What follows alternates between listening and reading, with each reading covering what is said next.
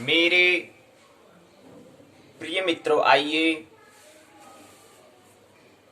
5 दिसंबर 2020 भूमंच ज्योतिष पाठशाला बीजेपी स्वाध्याय दिवस 84वें दिवस में, मनोविज्ञान के 10वें दिवस में, 10वीं दिवस की पाठशाला में 28 दिवसीय ज्योतिष स्वरूप के तृतीय दिवस में आइए प्रवेश करें। सर्वप्रथम सूर्य उदय। आज सूर्योदय 1 मिनट बाद में 6:51, कल आज 6:52, 8 मिनट यहाँ, 7 से 8, 8 से 9, 9 से 10, 3:11 हो चुके हैं। आइए हम भी दैनिक कार्यक्रम के अंतर्गत आने वाले सर्वप्रथम मुख्य जो है मुख्य कर्तव्य दायित्व स्वाध्याय, आइए स्वाध्याय की पाठशाला में आइए प्रवेश करें। 3:10 ये स्थानीय समय है, लोकल टाइम। 3:10 अर्थात सूर्यदेव को पधारे हुए 3:10 हो चुका है। आइए प्रवेश करें आज की पाठशाला। यह हम जानते हैं पाठशाला के 2 भाग होते हैं। पहला भाग को हमने नाम दिया है पाठ्यचर्या, करिकुलम। दूसरा भाग का नाम, पाठशाला के दूसरे भाग को नाम दिया हमने पाठ्यक्रम, सिलेबस, या उसको हम पाठ्य चर्चा भी कहते हैं, और ये पाठ्यचर्या को हम प्रश्नोत्तर चर्चा भी कहते हैं। आइए पाठशाला के प्रथम भाग में आइए प्रवेश करें। एक महत्वपूर्ण सूत्र, मनुष्य का 7 मंजिला मकान। मनुष्य का 7 मंजिला मकान के बारे में मुख्य प्रकरण, मुख्य टॉपिक यह है, इस पर हम बात करेंगे कि 7 मंजिला मकान कैसे हैं। ज्योतिष में हमें क्या क्या अध्ययन करना है वो यहां पर उसे लेने का प्रयास हम करेंगे। तो आज ले रहे हैं कि मनुष्य का 7 मंजिला मकान, ये भी कहीं ज्योतिष के हिस्से में आता है।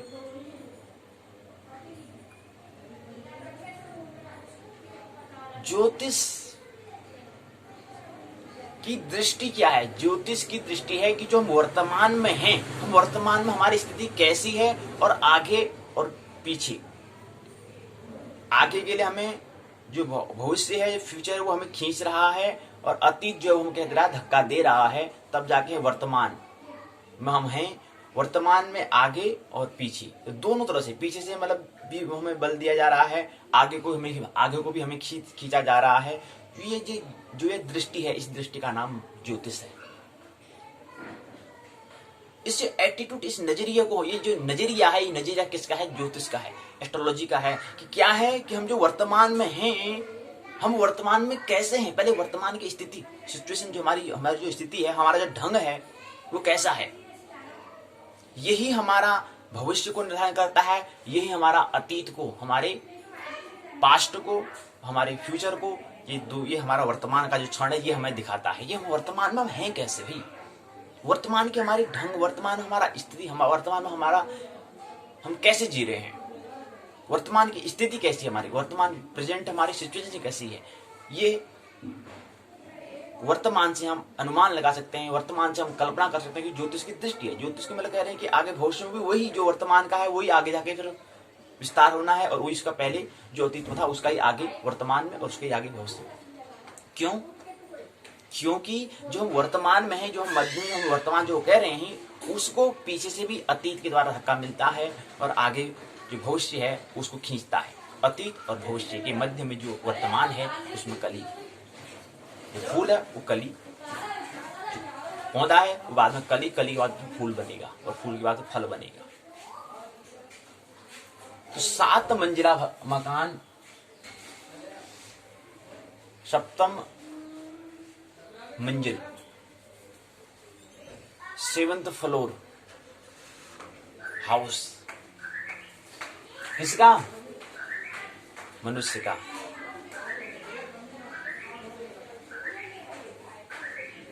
ह्यूमन का। तो मनुष्य का 7 मंजिला मकान क्या है? पहला आता है मध्यम जो अवस्था है, जो मिड अवस्था है, उस मिड का नाम है चेतन, कॉन्शसनेस, चेतनता। इसके नीचे भी 3 मंजिला, इसके ऊपर भी 3 मंजिला, इसके नीचे भी 3 फ्लोर, इसके ऊपर भी 3 फ्लोर। मध्य में जो हमारा कॉन्शसनेस, जो हमारा चेतना है, जो चेतन है, वो क्या है? मध्य। मध्य क्या है? मध्य मंजिला है। तो इसके पहले हम 3 जो चेतन, जो हमारा जो मध्य, जो हमारा फ्लोर है, जो मिड फ्लोर है, जो कॉन्शसनेस का नाम दिया है, चेतन जिसका नाम दिया है, इससे नीचे की जो अध को, जो नीचे को जो है, उसको हम साधना कहते हैं। और इस कॉन्शसनेस चेतना से ऊपर को जो है, ऊपर को जो 3 फ्लोर हैं, उसको हम सिद्धि कहते हैं। तो साधना से सिद्धि की ओर, तो ये कह सकते हैं मनुष्य का 7 मंजिला मकान, या इसका हम इस मुख्य प्रकरण का टॉपिक हम बना सकते हैं। टॉपिक का नाम बन जाएगा कि साधना से सिद्धि की ओर। तो मुख्य प्रकरण टॉपिक का नाम क्या हो गया? टॉपिक का नाम, प्रकरण का नाम हो चुका है, जो हम जिस पर हम प्रसंग जैसे बात कर रहे हैं, उस प्रसंग का नाम बन गया साधना से सिद्धि की ओर। तो साधना के लिए 3 जो फ्लोर नीचे को जो है, उसको समझना है। और जैसे ही 3 को हम को अपना उसमें विकसित करने लग जाते हैं, डेवलपमेंट करने लग जाते हैं, उसमें परिवर्तन करने लग जाते हैं, तो स्वतः ही ऊपर भी स्वतः ही हो जाता है। आइए सबसे पहले महत्वपूर्ण जो हम 7 मंजिला कह रहे हैं, जो 7th फ्लोर कह रहे हैं, उनको आइए पहले क्रम से पहले नाम ले लें। कौन कौन से 7? पहला चेतन, कॉन्शसनेस। दूसरा अचेतन, अनकॉन्शसनेस हो गया। और जैसे ही अनकॉन्शसनेस जो है, अचेतन जो है, उसके ठीक उसका आगे, कभी आपने गौर किया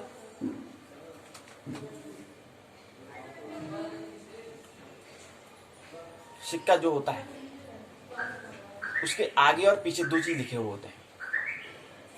क्या आपने नहीं देखा? तो ये छड़ी तो देखी है, तो इसका यहां से भी और यहां से भी 2 छोर है। तो ऐसे ही यहाँ पर भी 2 छोर, साधना और सिद्धि के 2 छोर। जैसे हम कह रहे हैं कि जो हमारा मध्य, जो हमारा मिड, जो हमारा जो भवन है, उसको हमने कॉन्शसनेस कहा। इसके नीचे का जो अध को, जो अध माने जो नीचे को जो है, ऊर्ध्व माने ऊपर को। तो जैसे ही हम अचेतन, अनकॉन्शसनेस भवन जो है, फ्लोर पर हम पहुंचते हैं, तो तत्क्षण वैसे ही हम आगे भी ऊपर भी पहुंच जाते हैं। ऊपर क्या है? यहाँ अचेतन है, अनकॉन्शियसनेस है। इसके ठीक चेतन के ऊपर क्या है? अति चेतन है, सुपर कॉन्शियसनेस। वहां अनकॉन्शियसनेस, वहां कॉन्शियसनेस, लेकिन सुपर कॉन्शियसनेस। कहने का मतलब है ये चेतना, यहाँ से ऊपर को चेतन होगा, उन चेतन के नाम को हम देंगे, पहले का नाम देंगे हम अति, दूसरे का नाम समष्टि, तीसरे का नाम ब्रह्म। ये ऊपर के। नीचे का फ्लोर को हम यहाँ पर अचेतन होगा, तो पहले चेतन है, दूसरा अचेतन, तीसरा समष्टि अचेतन, और चौथा ब्रह्म अचेतन। तो ये क्रम, ये विकास कैसे होता है? साधना सिद्धि कैसे, मतलब ये हमें साधना किसको है, किस पर हमें विचार करना है? हमें विचार करना है कि हमारा चेतन जो कॉन्शियस, हम कितने कॉन्शियसनेस हैं, कितने हम जागरूक हैं, कितने हम कॉन्शियसनेस हैं। चाहे वो कोई भी काम, कोई भी कर्तव्य, कोई भी दायित्व हो, कोई भी कर्तव्य को हम कितने कॉन्शियसनेसली करते हैं, कितने चेतन, कितने होश पूर्वक करते हैं, कितने अवेयरनेसली हम करते हैं, अवेयर करके करते हैं। तो कॉन्शियसनेस, चेतन के नीचे जो अगला, जिसका नीचे वाला अध को जो भवन है, उसका नाम है अनकॉन्शियसनेस, अचेतन।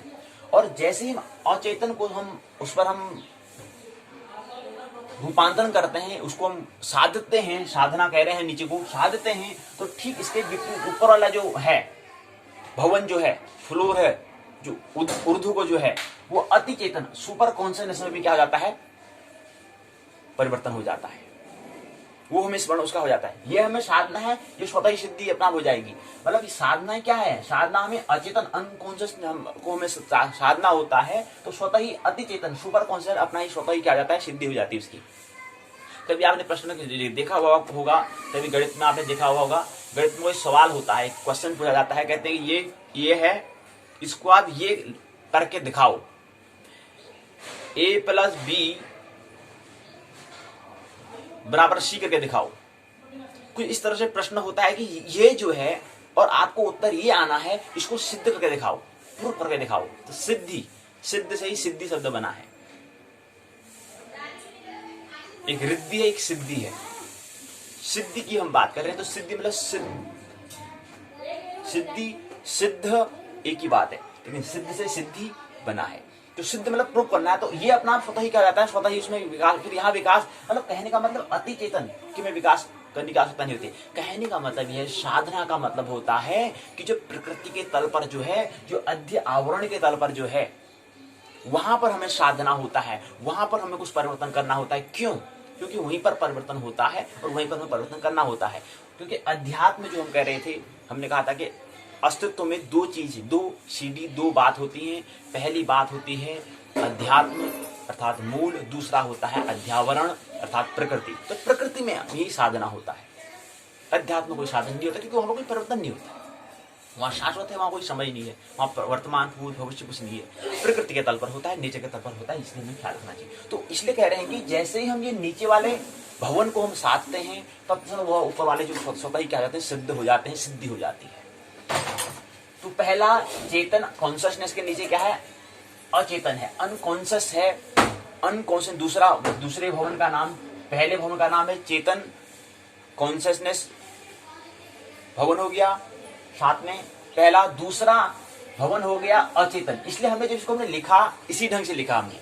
इसको हमने 1 लिखा है, इसको 2 लिखा, इसको 3 लिखा, इसको 4 लिखा, इसको 1 लिखा, इसको 2 लिखा, लेकिन इसको भी ऊपर जो चेतन वाला जो है, मध्य जो फ्लोर है, जो मिड, जो मध्य जो मकान है, मंजिला में जो मकान है, उसके जो मंजिला है, उसको भी ऊपर जो था उसको भी हमने 2 लिखा, नीचे को भी हमने 2 लिखा है, ऊपर को भी हमने 2 से दिखाया है। नीचे को हमने 3 लिखा तो ऊपर को हमने 3 लिखा है, और फिर हमने नीचे को 4 लिखा तो ऊपर वाले को हमने 4 लिखा है, अधु को हमने 4 लिखा तो ऊर्ध्व को भी हमने 4 लिखा। ऐसा क्यों लिखा है?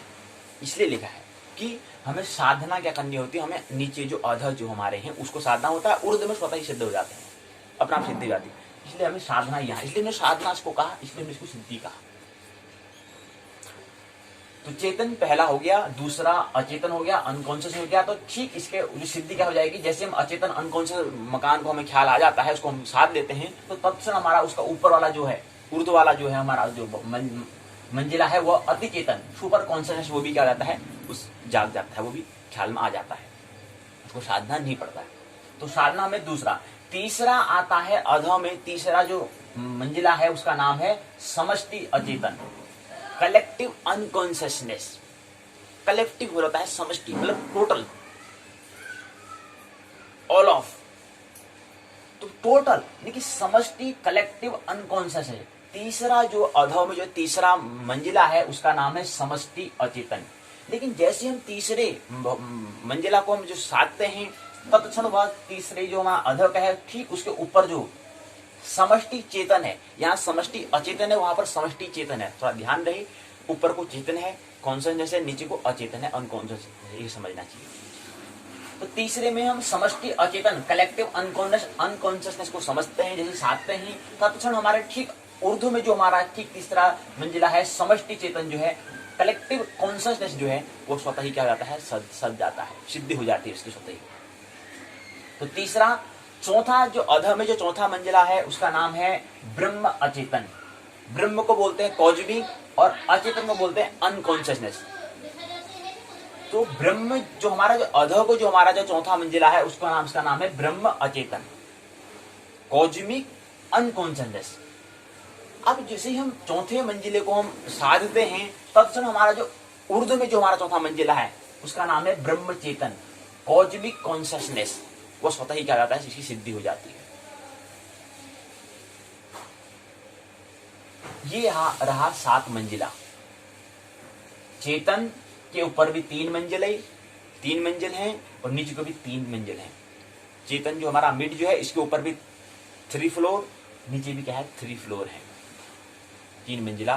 तीनों से 3 योग 6 बन गया, और एक मध्य वाला जो है इसको मिला करके, मंजिला को मिला करके 7 मंजिला मकान बना मनुष्य। तो ये 7 मंजिला मकान है, इस पर हमें कुछ ख्याल रखना है। तो हमें साधना क्या है, हमें पहले कॉन्शियसनेस में होना है, कॉन्शियसनेस में जागना है। पहले हम चेतन में ही जागना है, फिर हमारा पर अनकॉन्शियस में हमारे पूरे जन्म जन्मांतर का पूरा लेखा जोखा वहां पर पड़ा हुआ है। हम जब 10 साल में थे हमने क्या किया हमें कुछ पता नहीं, हम जब 15 साल में क्या है कुछ पता नहीं है, लेकिन अनकॉन्शियस माइंड जो है वहां पर पूरा सब लिखा का लिखा, सब वहां पर क्या है भंडार है, वहां पर सब भरा पड़ा है। लेकिन हमें स्मरण आए तो पहले हम ऐसे चैतन्य पूर्ण हो, कैसे हम जागे। पहले अपने जो जहां पर जिस फ्लोर में हम हैं उस फ्लोर को पहले उसमें हमें क्या होना है, पहले जागना है। तो कौन सा संचय हमें पहले होना है, चेतन हमें होना है। कोई भी किसी भी काम के लिए हमें चैतन्य होना है, उसमें जागरूक होना है, उसके बारे में हमें कितना कितने उसके बारे में उसको जानते हैं, करते हैं। तो साधना और सिद्धि की ओर हमने ये थोड़ा यहाँ पर संकेत प्रसंग हमने प्रकरण में लिया कि हमारे 7 मंजिले होते हैं चेतन कॉन्शसनेस के। नीचे 3, पहला अचेतन, दूसरा समष्टि अचेतन, तीसरा ब्रह्म अचेतन। चेतन के ऊपर जो होते हैं अतिचेतन, समष्टि चेतन और ब्रह्म चेतन। चेतन जो है अचेतन को जैसे साधते हैं तत्क्षण अतिचेतन स्वतः ही सज जाता है, वो सिद्धि हो जाती है उसकी। जैसे हम अधा में समष्टि अचेतन को साधते हैं तत्क्षण वैसे ही समष्टि चेतन अपना स्वतः ही सज जाता है। तीसरा है ब्रह्म अचेतन को साधते हैं तो तत्क्षण हमारा ब्रह्म चेतन को उसकी सिद्धि हो जाती है। कॉज में तो पहला हुआ कॉन्शियसनेस, दूसरा अनकॉन्शियसनेस के ऊपर सुपर कॉन्शियसनेस है ऊपर की ओर। तीसरा है कलेक्टिव अनकॉन्शियसनेस, उसके ऊपर ठीक है कलेक्टिव कॉन्शियसनेस। अनकॉन्शियसनेस नीचे को है, ऊपर को कलेक्टिव कॉन्शियसनेस है। तीसरा है ब्रह्म अचेतन जिसको कॉस्मिक अनकॉन्शियसनेस कहेंगे, उसके ऊपर क्या है कॉस्मिक कॉन्शियसनेस है। ये 7 मंजिला है, इसका हमें ख्याल रहे। और एक महत्वपूर्ण सूत्र होता है कि 7 शरीर हैं, 7 चक्र हैं।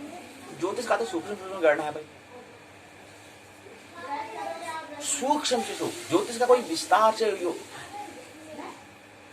खगोल के बारे में, एस्ट्रोनॉमी के बारे में अध्ययन नहीं है, एस्ट्रोलॉजी का अध्ययन है ज्योतिष। आंग्ल भाषा में इसको एस्ट्रोलॉजी कहते हैं। एस्ट्रोलॉजी का मतलब होता है कि एक मिल्की वे गैलेक्सी, थोड़ा बहुत ब्रह्मांड के बारे में थोड़ा उसके परिचय हो जाए। इसलिए उत्तराखंड मुक्त विश्वविद्यालय ने पहले पुस्तक में ब्रह्मांड एवं काल में पहला जो खंड दिया था, उसके अंदर जो इकाइयां दी थी उसमें केवल ब्रह्मांड के बारे में अर्थात खगोल के बारे में, एस्ट्रोनॉमी के बारे में दिया था।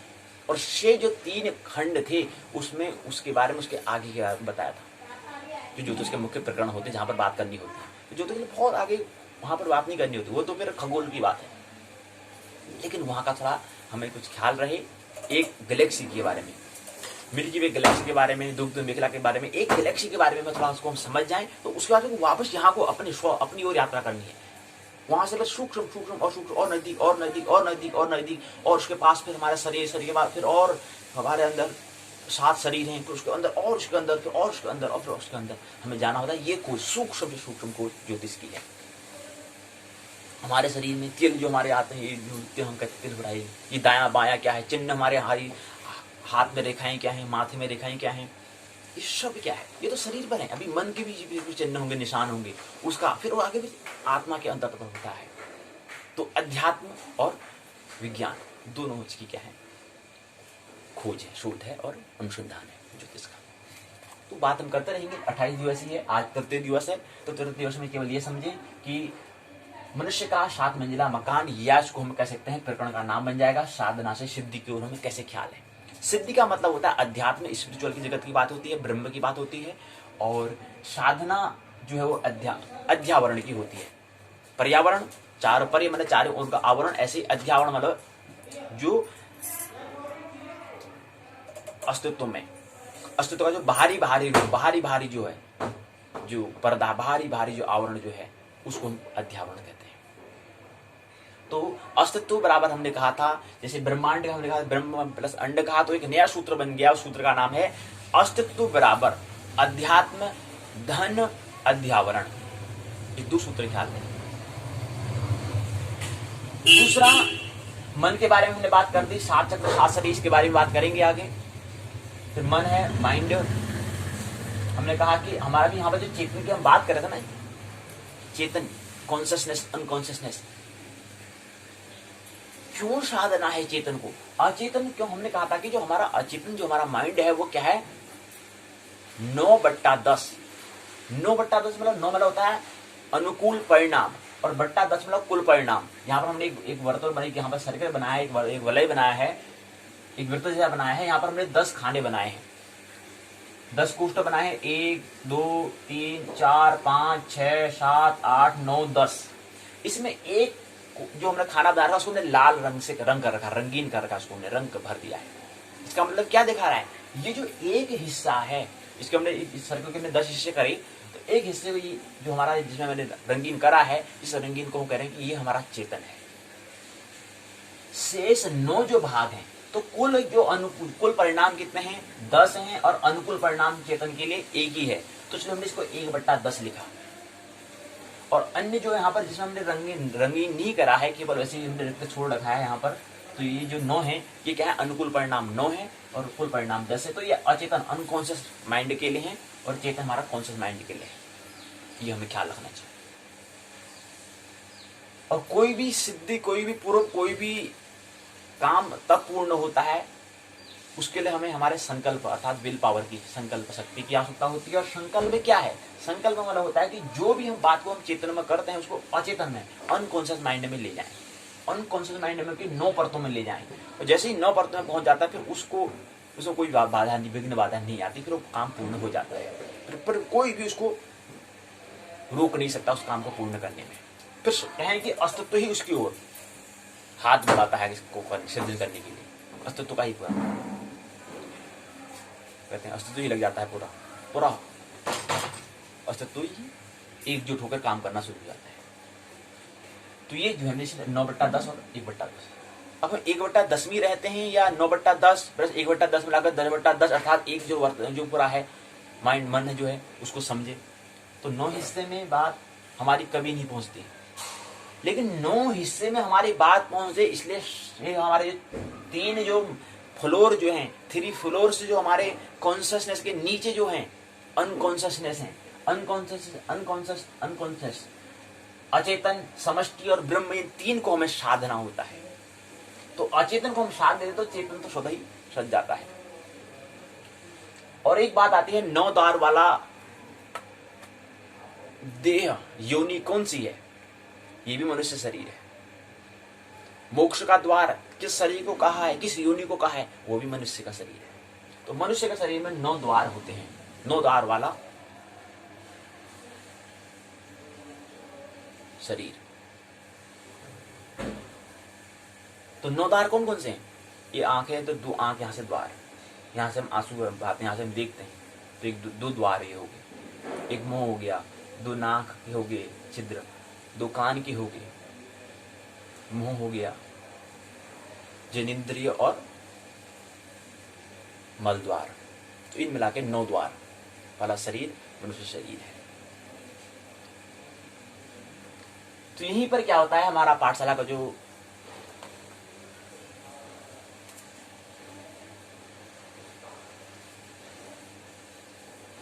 मुख्य प्रकरण जिसमें हम बात कर रहे थे वो पूर्ण होता है। आगे क्या क्या अध्ययन करेंगे,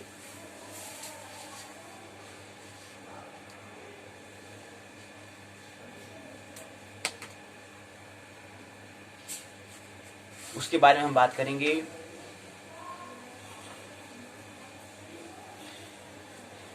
कि हमें क्या क्या बात करना होता है।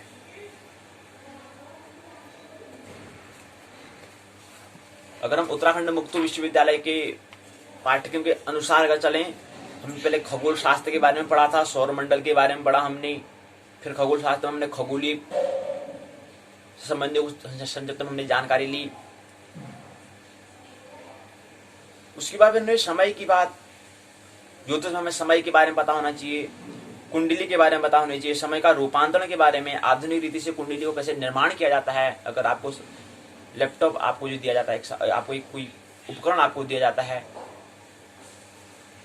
ऐसा उपकरण जिसको आप गोद में रख सकते हैं, जिसका नाम आंग्ल भाषा में लैपटॉप कहते हैं, उसमें अगर आपको, या कंप्यूटर जिसको संगणक कहते हैं, उसमें अगर आपको कुंडली बनाने को कहा दिया जाए तो आपको कैसे बनाना है ये आप अध्ययन करेंगे। यहाँ पर कैसे बनाते हैं कुंडली को, जब कोई व्यक्ति जन्म लेता है उस समय नक्षत्रों की उसमें कौन सा चित्र, उस समय जो चित्र बनता है, अगर यहाँ पर किसी को फोन दे दिया जाए, किसी की तस्वीर उतारनी है तो उतार लेंगे, फोटोग्राफर बन जाएंगे। लेकिन ऐसे ही किसी व्यक्ति का जन्म हो रहा है उस समय जो फोटोग्राफर जो है उसको हम चिन्ह कहते हैं, उस फोटोग्राफर का नाम है चिन्ह।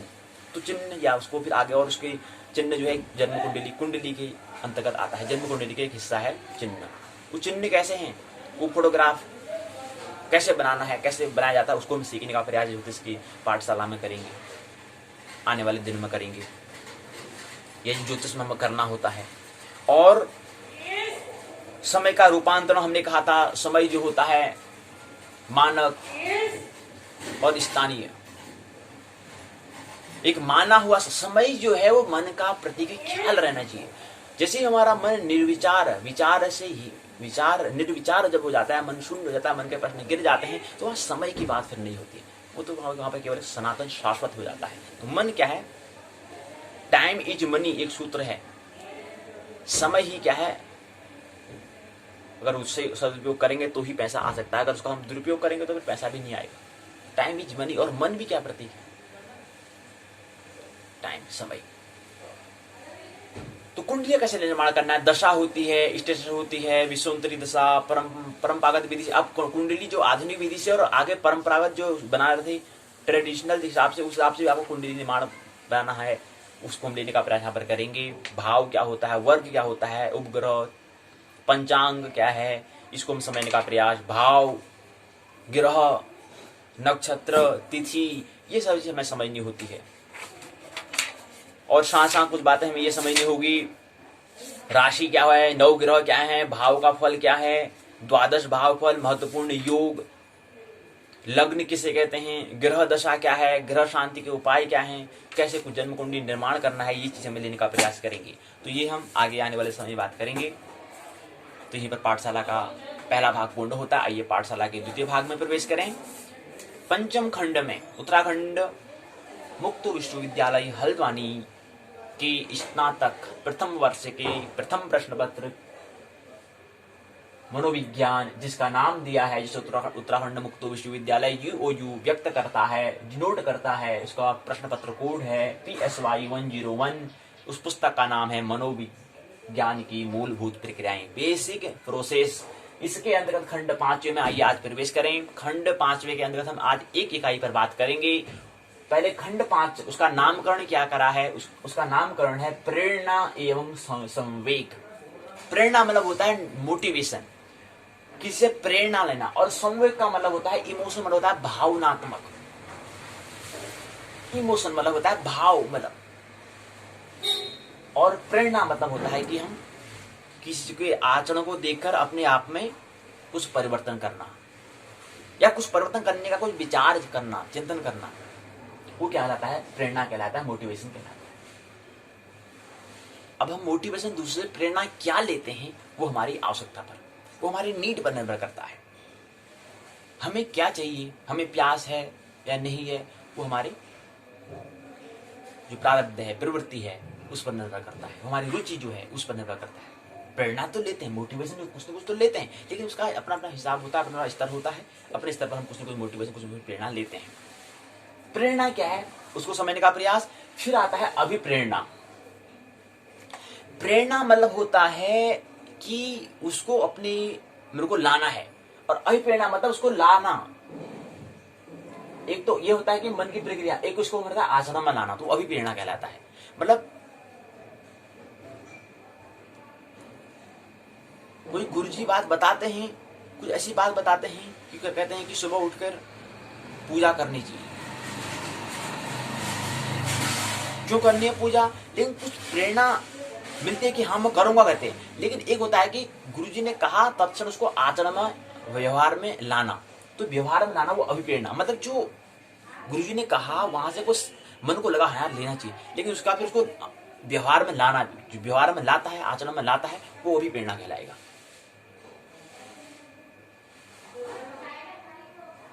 अभिप्रेरणा। तो ये दो खंड, यह है इसका नाम, 5वें का नाम। इसमें प्रेरणा और संवेग के बारे में समझेंगे, मोटिवेशन और इमोशन के बारे में। आगे वाले इकाई में हम फिर IQ को, EQ को और WQ को समझने का प्रयास करेंगे। आईक्यू इंटेलिजेंट क्वोशिएंट कहते हैं, आईक्यू को बुद्धिमत्ता कहते हैं, बुद्धि लब्धि कहते हैं, आईक्यू को, ईक्यू को इमोशनल क्वोशिएंट कहते हैं, लब्धि कहते हैं, मतलब भावनात्मक लब्धि, भावनात्मक लब्धि बुद्धिमत्ता लब्धि हो गया, और दूसरा भावनात्मक लब्धि हो गया।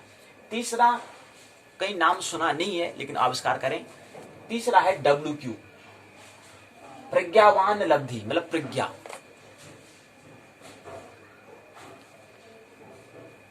तो 3 IQ, EQ और WQ को हम लेने का प्रयास आगे करेंगे, लेकिन संक्षिप्त में आज थोड़ा समझ लेते हैं। अब यहाँ पर लब्धि कह रहे हैं या मत्ता कह रहे हैं, मत्ता मेरा होता है रफ्तार, दर, जैसे कहते हैं चाल बाबत दूरी बट्टा समय। कोई वाहन, कोई गाड़ी या कोई वाहन इतनी रफ्तार की दर से इतने घंटे में इतनी दूरी तय कर लेती है, तो रफ्तार, उसकी रफ्तार क्या है उसको, और वैसे क्वोशिएंट मतलब लब्धि होता है, उसको हम रफ्तार भी कह सकते हैं। तो किसी की व्यक्ति की चेतना की रफ्तार क्या है, बुद्धि की।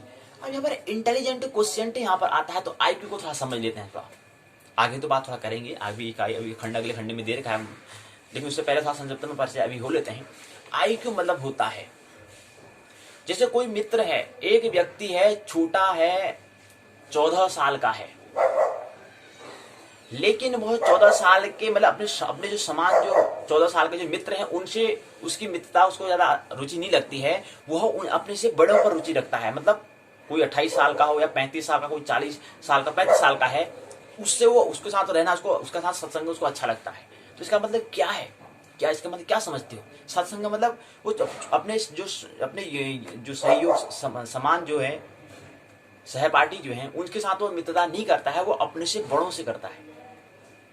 उसके बीच जो अंतराल जो है 14 साल का है, लेकिन कहता है कि 28 साल वाले मित्र से उसकी मित्रता बड़ी अच्छी लगती है, उसका बड़ा अच्छा सत्संग चलता है। तो इसका मतलब क्या है? इसका मतलब यह है कि वो 14 साल में जो 28 साल में जो अनुभव करना है, जो अनुभव कर रहा है, उसको लेना चाहता है, ये कहलाएगा आईक्यू।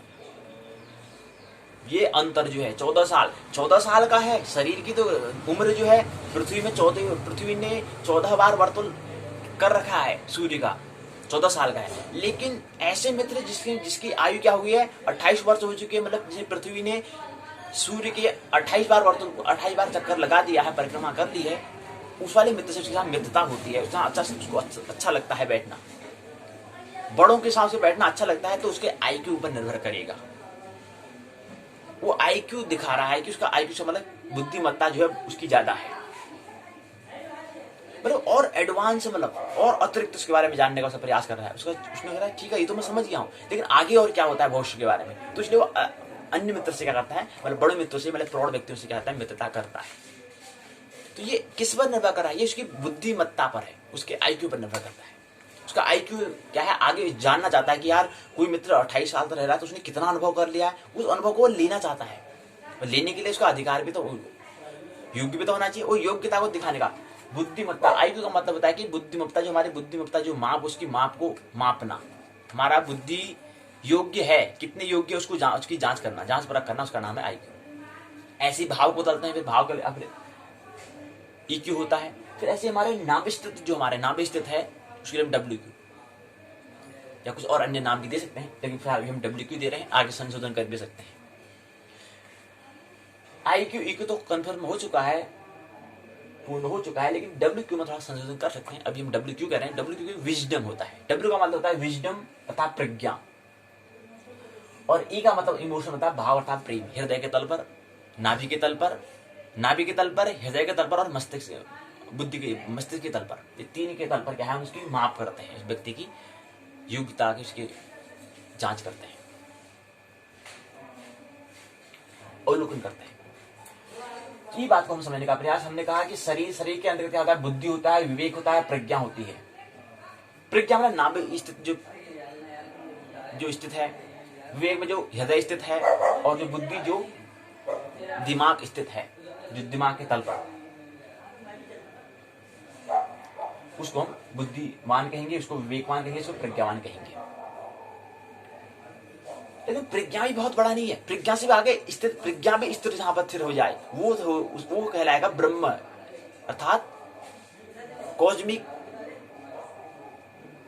स्तर पर अंतस जगत में प्रवेश करना, ब्रह्म के जगत में प्रवेश करना, जहां पर प्रज्ञा भी स्थिर हो जाए। स्थित प्रज्ञा का मतलब क्या होता है? स्थिर हो जाए जहां पर प्रज्ञा भी, अर्थात ना भी स्थित भी, जहां वहां से भी क्या हो जाए आगे, प्रकृति के 3 गुणों से जो पार बियॉन्ड यदि हो जाए, उससे पार हो जाए, तो वो कहलाता है स्थित प्रज्ञा कहलाता है। तो ठीक है, फिलहाल हम IQ इक्वल WQ कह रहे हैं। WQ मतलब विजडम होता है, उसको लेने का जिससे हमें संबंधित WQ कहा, विजडम क्वोशिएंट हमने कहा। अब इकाई में हम बात करेंगे, इकाई का नाम है अभिप्रेरणा की हम बात करेंगे। प्रेरणा, प्रेरणा का आगे अभिप्रेरणा होता है। प्रेरणा मतलब होता है कि मन में बात लाना, और अभिप्रेरणा मतलब होता है उसको आचरण में लाना। गुरुजी ने कहा कि शाम को विद्यार्थियों, शिक्षार्थियों, शिष्यार्थियों, एक बात का ख्याल रखना, शाम को जब आप सोने जाते हो, देखिए रात्रि का भोजन कम खाना आप, और कम खाना। ये गुरुजी को जैसे बात बता रहे थे, वहां से कुछ प्रेरणा आई कि कम खाना चाहिए। विद्यार्थियों से कहा गुरुजी ने। अब गुरुजी ने कहा, ये वहां से एक प्रेरणा मिली कि हाँ गुरुजी कह रहे हैं, इसके कुछ फायदे भी बताए होंगे, तो वहां से कुछ प्रेरणा आई कि हाँ यार वो करना चाहिए। लेकिन अभी क्या कहलाएगी? वो प्रेरणा ही कहलाएगी। अभी वो क्या कहलाएगा? मोटिवेशन ही कहलाएगा। लेकिन अभी प्रेरणा कब कहलाएगी? जब उसको हम आचरण में लाएंगे। कल से हम रात को हम कम खाना, अल्प हम खाना शुरू करेंगे, तो हमारी वो अभिप्रेरणा कहलाएगी। तो प्रेरणा और अभिप्रेरणा, प्रेरणा मतलब उसको केवल बात को हाँ हाँ कह देना, स्वीकार कर लेना, उससे कुछ ले लेना, उसको फिर आचरण में लाना, वो अभिप्रेरणा कहलाता है, वो मोटिवेशन कहलाता है। अब हमें क्या, हम अभिप्रेरणा लेते हैं, कौन से अपने आचरण में, व्यवहार में उसको लाते हैं, उससे संबंधित कोई बात को लेने का प्रयास करेंगे। फिर अपना हम अनुसंधान, अपना खोज करेंगे, शोध करेंगे, खोज करेंगे कि हम क्या कुछ ला रहे हैं, नहीं ला रहे हैं, अपने आप को विकसित करने के लिए कुछ अपने आचरण में हम कुछ परिवर्तन कर रहे हैं, अपने आचरण में कुछ ला रहे हैं, कुछ प्रेरणा ले रहे हैं, मोटिवेशन, और उसके बाद कुछ आचरण में ला रहे हैं, नहीं ला रहे हैं, ताकि विकास, डेवलपमेंट, उसका में कुछ परिवर्तन कुछ कर रहे हैं, नहीं कर रहे अपने अंतस में, अपने बाह्य, अपने मन में, अपने शरीर में तो प्रकृति कर देती है, अपने मन में कर रहे हैं, नहीं कर रहे हैं। मन में करेंगे तो फिर तब जाके आत्मा की जो जरूरत है वहां पर हम प्रवेश कर पाएंगे। तो अभिप्रेरणा के अंदर पहली जो यहाँ पर हम प्रस्तावना, फिर उद्देश्य, तीसरा है अभिप्रेरणा के अंदर स्वरूप और व्यवहार और प्रेरक। 3 बातों को हम समझेंगे। स्वरूप के अंतर्गत यहाँ पर 3 भाग होंगे, परिचय, परिभाषा, विशेषता। दूसरा भाग परिभाषा, इसके 1, 2, 3, 4, 5 भाग हैं, 5 भागों पर समझने का प्रयास करेंगे। विशेषता के भी पुनः क्या है, 2, 2, 4, 2, 6 विशेषताएं हैं, उसको लेने का प्रयास करेंगे। उसके बाद क्या जाएगा, यहाँ पर स्वरूप जो है वो पूर्ण हो जाएगा, तृतीय चरण। चौथा चरण होगा, तृतीय चरण का जो दूसरा भाग है, अभी 3 भाग है, हमने कहा कि अभिप्रेरणा जो तीसरा चरण है उसके 3 भाग है, पहला स्वरूप, दूसरा व्यवहार, तीसरा प्रेरक। तो अभिप्रेरणा का जो दूसरा भाग व्यवहार जो है, बिहेवियर जो है, आचरण जो है, उसमें हम 3 बात करेंगे, 3 बातों पर बात करेंगे। 3 भाग होंगे, आवश्यकता, प्रणोदन, प्रोत्साहन। अब प्रणोदन और प्रोत्साहन में अंतर क्या है, इसको लेने का हम प्रयास करेंगे। यहाँ पर 3 बिंदु ये हो गए। उसके बाद चौथा बिंदु में प्रणोदन और प्रोत्साहन में अंतर क्या है, डिफरेंस क्या है, इसको लेने का हम प्रयास यहाँ पर करेंगे। इसके बाद यहाँ पर अभिप्रेरणा का जो दूसरा भाग है वो पूर्ण हो जाएगा। उसके बाद हम तीसरे भाग में, अर्थात प्रेरक के ओर हम प्रवेश करेंगे। तीसरे भाग में यहाँ पर 2 भाग होगा। पहला भाग को जन्मजात प्रेरक बोलेंगे, एक होगा अर्जित या समाज के द्वारा प्रेरक, मतलब समाज में रहना। उसके बाद हम अपनी बात में कुछ प्रेरणा हमें लेती है, कुछ प्रेरक जो है उसको हम सब एक तो होता है जन्मजात, हमारे जन्म से हमारे प्रारब्ध प्रवृत्ति से पहले जो हमारा शरीर था उसमें हमने कुछ हमारा पहले से जो हमारे प्रारब्ध में वहां पर जो मौजूद था वो। एक होता है कि यहाँ आने का भी उसको आगे बढ़ाना होता है, उसको फिर परिवर्तन करना होता है, चेंज करना होता है। क्यों? क्योंकि अगले योनि से फिर मनुष्य शरीर मिला है, तो यहाँ पर से भी हम मुक्त नहीं हुए हैं, मोक्ष और निर्वाण भी हमने नहीं पाया है। तो वहां जहां तक मोक्ष या निर्वाण तक जब तक हम प्राप्त नहीं कर लेते तब तक तो हमें कुछ न कुछ परिवर्तन करना पड़ेगा, कुछ न कुछ तो हमें अर्जित करना पड़ेगा। लेकिन जो पहले जन्म हमारा था, कुछ तो हमारी संस्कार हमारे यहाँ होते हैं, फिर प्रारब्ध में हमारी प्रवृत्ति में हमारे शेष रहते हैं, तो उसको हम जन्मजात प्रेरक, कुछ हमें अर्जित करना पड़ता है, उसमें कुछ और आगे विकास करना पड़ता है, कुछ परिवर्तन करना पड़ता है, उसको हम अर्जित कहते हैं, प्रेरक। तो 2 प्रेरक होते हैं, जन्मजात प्रेरक और अर्जित प्रेरक। जन्मजात के अंतर्गत 1 2 3 4 5 6, जैसे आप जन्मजात का एक उदाहरण बता रहे हैं, जैसे काम, सेक्स, संभोग, ये जो है ये जन्मजात है। काम हो गया, क्रोध हो गया, लोभ हो गया, मोह हो गया, ये क्या है, जन्मजाति में अर्जित नहीं करने पड़ते हैं। कभी गुस्सा किसे सीखना पड़ता है, वो हो गया सीख लेते हैं। जो हमारे अंतर शत्रु हैं, काम, क्रोध, लोभ, मोह जो हैं, इनको हमें अर्जित करना पड़ता है? नहीं, ये पहले से ही है। अर्जित क्या करना पड़ता है? अर्जित हमें करना पड़ता है प्रेम, ध्यान, भक्ति, ये अर्जित करनी पड़ती है। काम, क्रोध, लोभ, मोह जो हमारे अंतर जगत शत्रु, उनको क्या करना पड़ता है? अर्जित नहीं करना पड़ता। इसलिए हम क्या कहेंगे? जन्मजात प्रेरक कहेंगे। काम, क्रोध, लोभ, मोह ये क्या है? जन्मजात हमारे क्या है? प्रेरक हैं। लेकिन अर्जित, जो हमें अर्जित करना है, जो हमें इसका आविष्कार जो हमें करना है, जिसका हमें सर्जन करना है, जिसको हमें अचीवमेंट करना है, जिसको हमें उपलब्धि करनी है, वो क्या है? प्रेम, वो क्या है? ध्यान, वो क्या है? भक्ति। ये हमें क्या करनी पड़ेगी? अर्जित करनी पड़ेगी। एकांत में रहना, आत्मरमण करना, अपने आप में मस्त रहना, चाहे भीड़ में रहो तो भी ठीक है, चाहे अकेले रहो तो भी ठीक है, एकांत में निवास करना, ये सब क्या है? अर्जित कहलाएगी, अर्जित प्रेरक कहलाएंगे।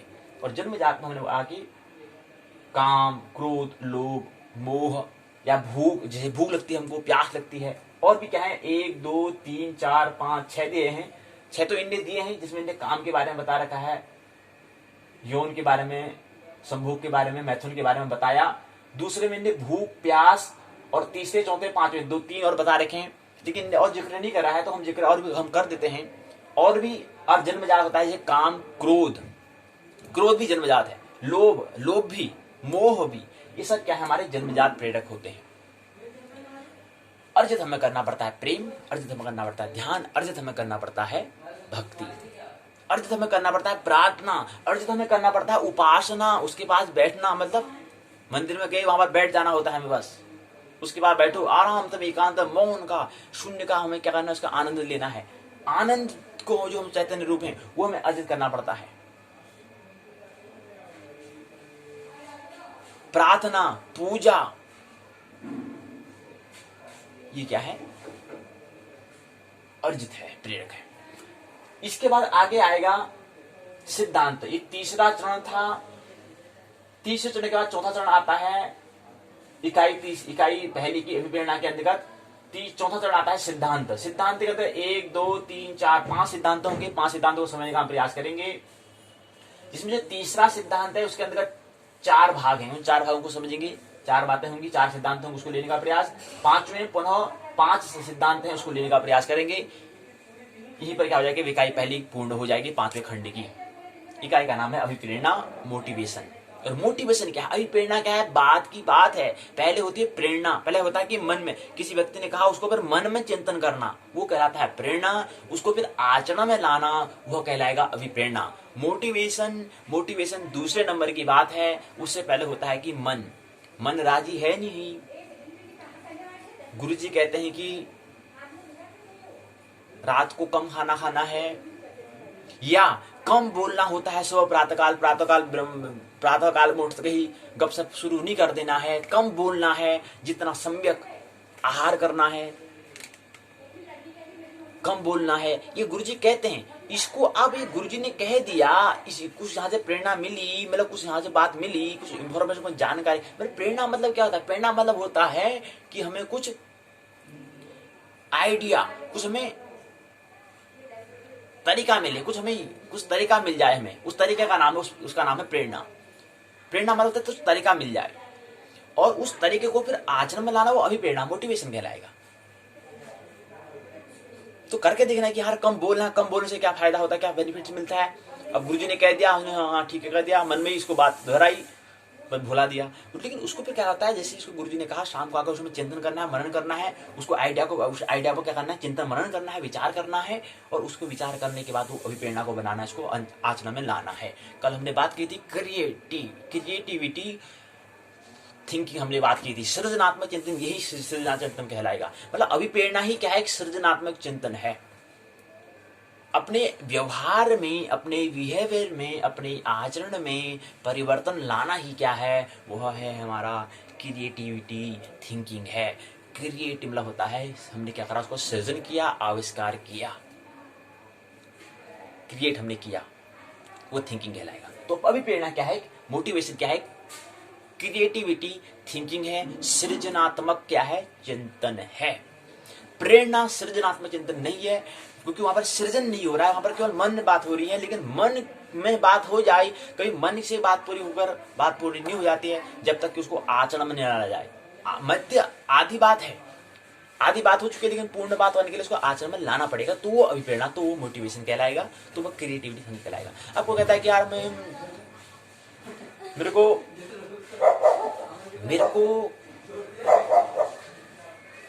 परीक्षा में 100% मेरे को अंक अर्जित करने हैं। एक मित्र कहता है, समझ लो कि दो मित्र कहते हैं कि दोनों मित्र कहते हैं कि मैं इस बार परीक्षा में मैं मेरिट लिस्ट में आऊंगा, 100 में से 100% अंक लाऊंगा ज्योतिष विषय में या अन्य कोई विषय में जो उसके विषय। अब एक कहता है, एक व्यक्ति कर रहा है केवल चिंतन कर रहा है, एक व्यक्ति केवल क्या कर रहा है, प्रेरणा, किसी से प्रेरणा मिली होगी। अब इसकी भी यहाँ पर आवश्यकता क्यों आई, किसी ने देखा हुआ होगा, किसी से देखा, उसने कहीं से उसका आइडिया मिला, तो उसने मन में क्या करा, वहां से आइडिया, मतलब उसने आइडिया, उसने वहां से योजना, उस तरीका वहां से मिला, तो उसके बाद उसने क्या करा, उसको कहा कि मैं भी लाऊंगा। तो जिस दिन उसने दृढ़ संकल्प कर लिया और जिस दिन परीक्षा का परिणाम आया उस दिन वो लेकर आया, तो वो अभिप्रेरणा कहलाएगा, अर्थात मोटिवेशन हुई, अर्थात अभिप्रेरणा हुई, वो घटना पूर्ण हुई। और ये व्यक्ति दूसरा मित्र था, उसने भी कहा था कि हम कहा, लेकिन वो नहीं ला पाया, तो इसका मतलब उसकी प्रेरणा तो करा, थोड़ा बहुत कुछ तो परिवर्तन किया, लेकिन अभिप्रेरणा नहीं हो पाया, मोटिवेशन नहीं हो पाया। मोटिवेशन तभी होगा जब उसको हम सिद्ध कर देते हैं, प्रूव करके दिखा देते हैं, वो मोटिवेशन कहलाता है। तो मोटिवेशन के बारे में बात कर रहे हैं, अभिप्रेरणा के बारे में बात कर रहे हैं। आइए कुछ उत्तराखंड मुक्त विश्वविद्यालय के द्वारा जो पाठ्यक्रम है उसको थोड़ा उसको ले लें, उससे थोड़ा रूबरू हो जाएं। तो पहली बात हमने कहा कि इसमें अभिप्रेरणा जो है एक ही इकाई को लेंगे आज हम। इसमें अभिप्रेरणा का उसका स्वरूप क्या होता है, उसके प्रकार क्या हैं। प्रकार में हमने कहा था एक जन्मजात होता है, एक अर्जित करना होता है। अब जन्मजात में जैसे हमने बताया काम, क्रोध, लोभ, मोह, क्या हमारे पास पहले से संग्रहित इकट्ठा है। दुख मतलब कैसे कह सकते हैं कि जन्मजात में जो हमारा दुख है वो हमारा जन्मजात है, लेकिन शांति हमें अर्जित करनी पड़ेगी। तो अर्जित हमें क्या करना पड़ेगा, अर्जित में शांति, आनंद हमें थोड़ा अर्जन करना पड़ेगा। जन्मजात से हम दुखी बहुत हैं, सुखी और दुखी बहुत हैं, ये हमारी जन्मजात प्रकृति है। काम, क्रोध, लोभ, मोह हमारी जन्मजात प्रकृति है, प्रेरक हैं। लेकिन हमें अर्जित क्या करना है, प्रेम, ध्यान, भक्ति में अर्जित करना है, प्रार्थना, आराधना, उपासना, ये हमें क्या करना है, अर्जित करना है। ये अर्जित प्रेरक कहलाएंगे। हमें शांति हमें अर्जित करनी है, ये क्या कहलाएगा, हम अर्जित प्रेरक कहलाएगा। आवश्यकता क्या होती है, नीड्स क्या होती है, प्रलोभन क्या होता है और प्रोत्साहन क्या होता है। प्रलोभन क्या होता है और प्रोत्साहन क्या होता है। अभिप्रेरणा के सिद्धांत क्या है, ये यहाँ पर इस इकाई का नाम दिया है, इसको हम समझने का प्रयास। प्रस्तावना, उद्देश्य, अभिप्रेरणा, प्रेरणा के स्वरूप, आवश्यकता, प्रलोभन और प्रोत्साहन, प्रेरकों के प्रकार, जन्मजात प्रेरक, अर्जित प्रेरक या समाज जनित प्रेरक। समाज जनित में भी दो होते हैं, सार्वजनिक अर्जित प्रेरक और व्यक्तिगत मानवीय प्रेरक होते हैं। जो हम अर्जित प्रेरक है, अब जो हम अर्जित हमें जो करना है, जो हमें सृजन, जो हमें अर्जन हमें करना है, उसके भी दो भाग होते हैं, एक होता है सार्वजनिक और एक होता है व्यक्तिगत। अब जैसे हमने कहा कि व्यक्तिगत में क्या करना पड़ेगा और सार्वजनिक क्या करना पड़ेगा। अगर अपनी जान पहचान बनानी है, चुनाव में अगर इलेक्शन इत्यादि अगर आपको जीतने हैं, अगर आपको मंत्री अगर बनना है, तो वहां पर आपको सार्वजनिक अर्थात समाज के साथ जुड़ना पड़ेगा, पूरी जान पहचान घुल मिल करना पड़ेगा, उनके पैरों की उनको उनकी सेवा करनी पड़ेगी, तब मिलेगा मेवा। तो ये सार्वजनिक, ये क्या कौन सी कहलाएगी, सार्वजनिक अर्जित प्रेरक कहलाएगा। लेकिन व्यक्तिगत क्या होता है, अगर आपको प्रेम, अगर ध्यान, अगर भक्ति आपको करनी है, आराधना पूजा करनी है, तो ये व्यक्तिगत कहलाएगी, व्यक्तिगत प्रेरक कहलाएगी, व्यक्तिगत अर्जित प्रेरक कहलाएगी। तो अर्जित जो हमें करना है वो भी, उसके भी दो भाग होते हैं, एक समूह में होता है, एक व्यक्तिगत होता है। एक गवर्नमेंट होता है, एक क्या होता है, समूह में, ग्रुप में होता है, एक होता है प्राइवेट। एक गवर्नमेंट होता है, एक प्राइवेट होता है, नहीं, एक व्यक्तिगत होता है, एक ग्रुप्स में होता है, एक एलोन में होता है। एक व्यक्तिगत पर्सन, तो वहां पर पर्सन को क्या करना पड़ेगा, वहां पर क्या अर्जित करना पड़ेगा, प्रेम ध्यान, ये चीज हमें एकांत में रहना पड़ेगा, एकांत का रस का स्वाद लेना पड़ेगा, ये समूह में अर्जित नहीं हो सकती है। या कहें कि एक अंतस जगत की बात होती है, एक बाह्य जगत की बात होती है। अगर आपको अध्यावरण में अगर आपको कुछ अर्जित करना है तो उसके लिए हमें क्या करना पड़ेगा, दूसरों पर ज्यादा हमें ध्यान देना होगा।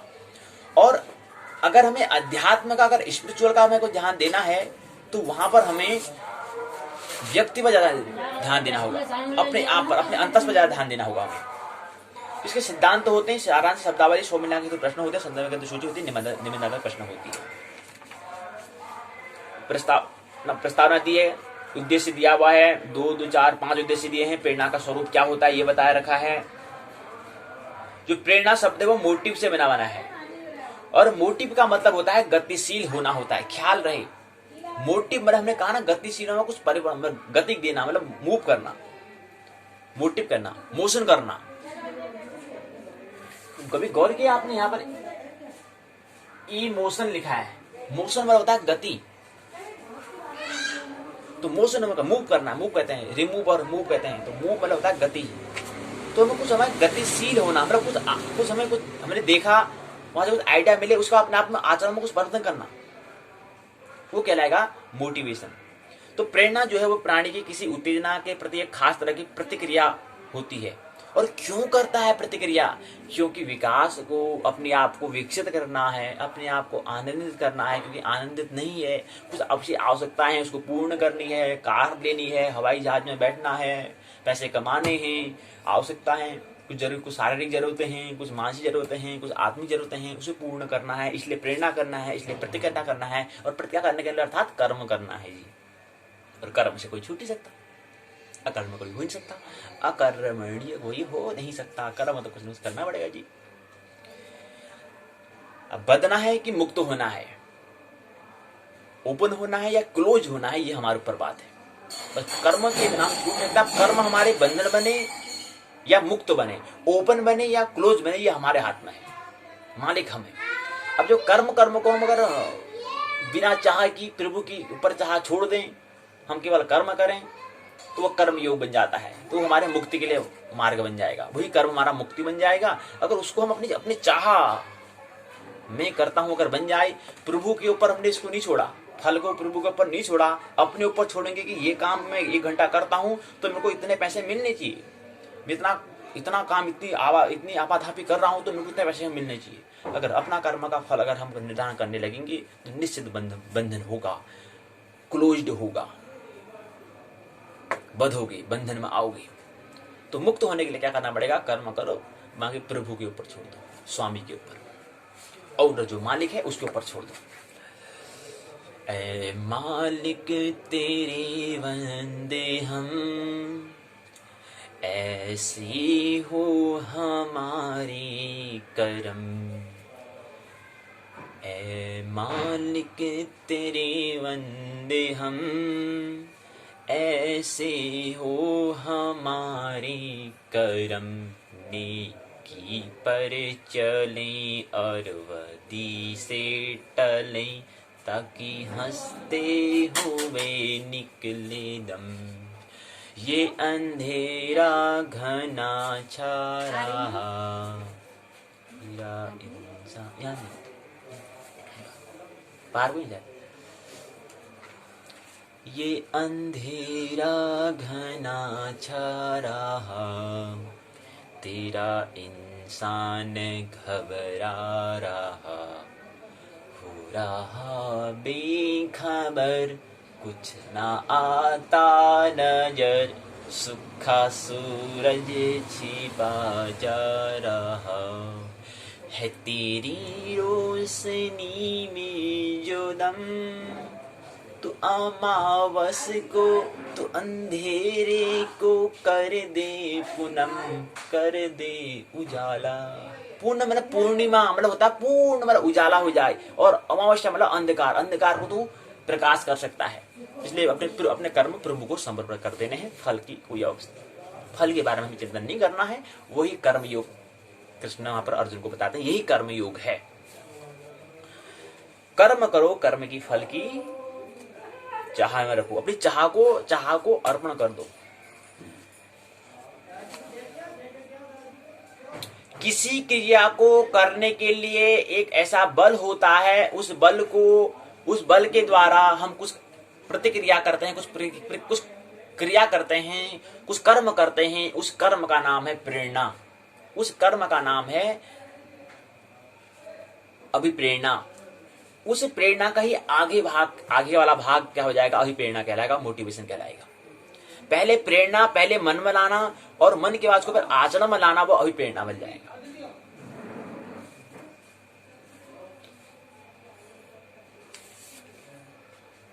प्रेरणात्मक जो प्रेरणा हमने लिया, किसी व्यक्ति से हमने प्रेरणा ली, उसको फिर हमने अभिप्रेरणा बनाया।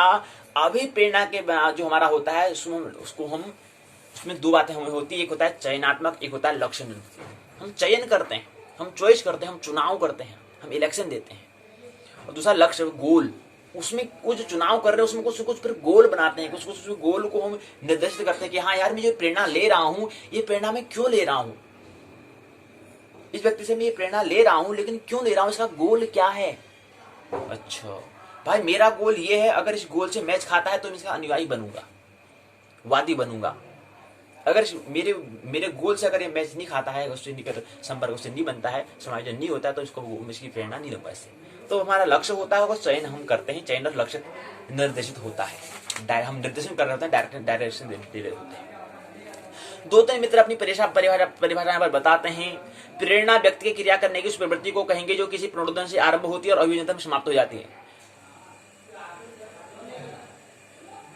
शेरिफ गिलिमर स्कोयन बताते हैं, उसका गिलफोर्ड बताते हैं कि प्रेरणा किसी खास आंतरिक कार्य या अवस्था को कहते हैं जो किसी क्रिया को प्रारंभ करती है और उसे जारी रखती है। न्यूकॉम्ब कहते हैं कि प्रेरणा प्राणी की वह अवस्था है जिसमें उसके शारीरिक शक्ति वातावरण में उपस्थित विभिन्न चीजों में से किसी विशेष चीजों की प्राप्त करने के लिए चयनात्मक होती है, चॉइस होती है, चुनाव करता है, इलेक्शन देता है। मार्गन और किंग कहते हैं कि प्रेरणा एक सामान्य शब्द है, एक वर्ड्स है। यह प्राणी के भीतर अवस्था, व्यवहार और लक्ष्य की ओर इंगित करता है, जिस ओर उसका व्यवहार उसको विकसित उसे करना है, जो उसको प्राप्त करना है, जिसको लक्ष्य प्राप्त करना है, इसलिए निर्देशित करता है। कैंडलर कहते हैं कि प्रेरणा का मनोविज्ञान कार्यशीलता उत्पन्न करने और व्यवहार को निर्देशित करने वाले परिवर्तियों की विवेचना करता है। और हम कहते हैं, हम परिभाषा देंगे इसकी, प्रेरणा की परिभाषा होगी, इसकी परिभाषा डेफिनेशन होगी। प्रेरणा मतलब, पहली बात, जो प्रेरणा शब्द है उसका मतलब होता है कि वहां से कुछ आइडिया, कुछ योजना। जब कोई हम आंख के द्वारा, कान के द्वारा, जो ज्ञानेंद्रिय के द्वारा जो हम किसी से हम कुछ बातें सुनते हैं, ग्रहण करते हैं, उसके बाद अपने आचरण में कुछ परिवर्तन लाते हैं, उस परिवर्तन लाने को हम प्रेरणा कहते हैं। पहले मन में परिवर्तन लाए, अच्छा जी, पहले हमने देखा, देखने के बाद फिर हमने मन में विचार किया, चिंतन किया, उसके बाद उसको हम आचरण में लाए, तो वो अभी प्रेरणा कहलाई। प्रेरणा कहेंगे, प्रेरणा मतलब होता है कि एक आइडिया, एक तरीका, कोई काम करना है, उसको कैसे करना है, उस तरीके का नाम उस तरीके को हम कहते हैं प्रेरणा।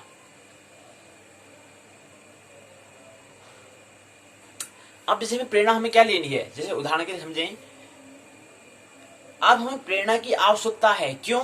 क्योंकि अगर हमें कोई गोल, कोई चीज प्राप्त करना है, समझ लो कि हमें ज्योतिष में आगे कुछ उसका क्या करना है, उसको आविष्कार कुछ करना है, उसको हमें उसमें कुछ क्रांति लानी है, तो उसके लिए क्या करना पड़ेगा? उसके लिए हमारी प्रेरणा हमें क्या लेनी है? प्रेरणा हमें ऐसे लेनी है कि इसमें कैसे मैं आगे बढ़ूं, कैसे इसमें क्रांति आए। इसके लिए मुझे क्या करना पड़ेगा? किसी अन्य मित्रों के साथ मुझे क्या करना पड़ेगा? वार्तालाप करना पड़ेगा, जो इस मार्ग पर पहुंचे हैं। तो यहाँ पर उनसे बात करेंगे, वो कुछ बताएंगे, वहां से उसको तरीका मिलेगा। इस तरीका का नाम है प्रेरणा।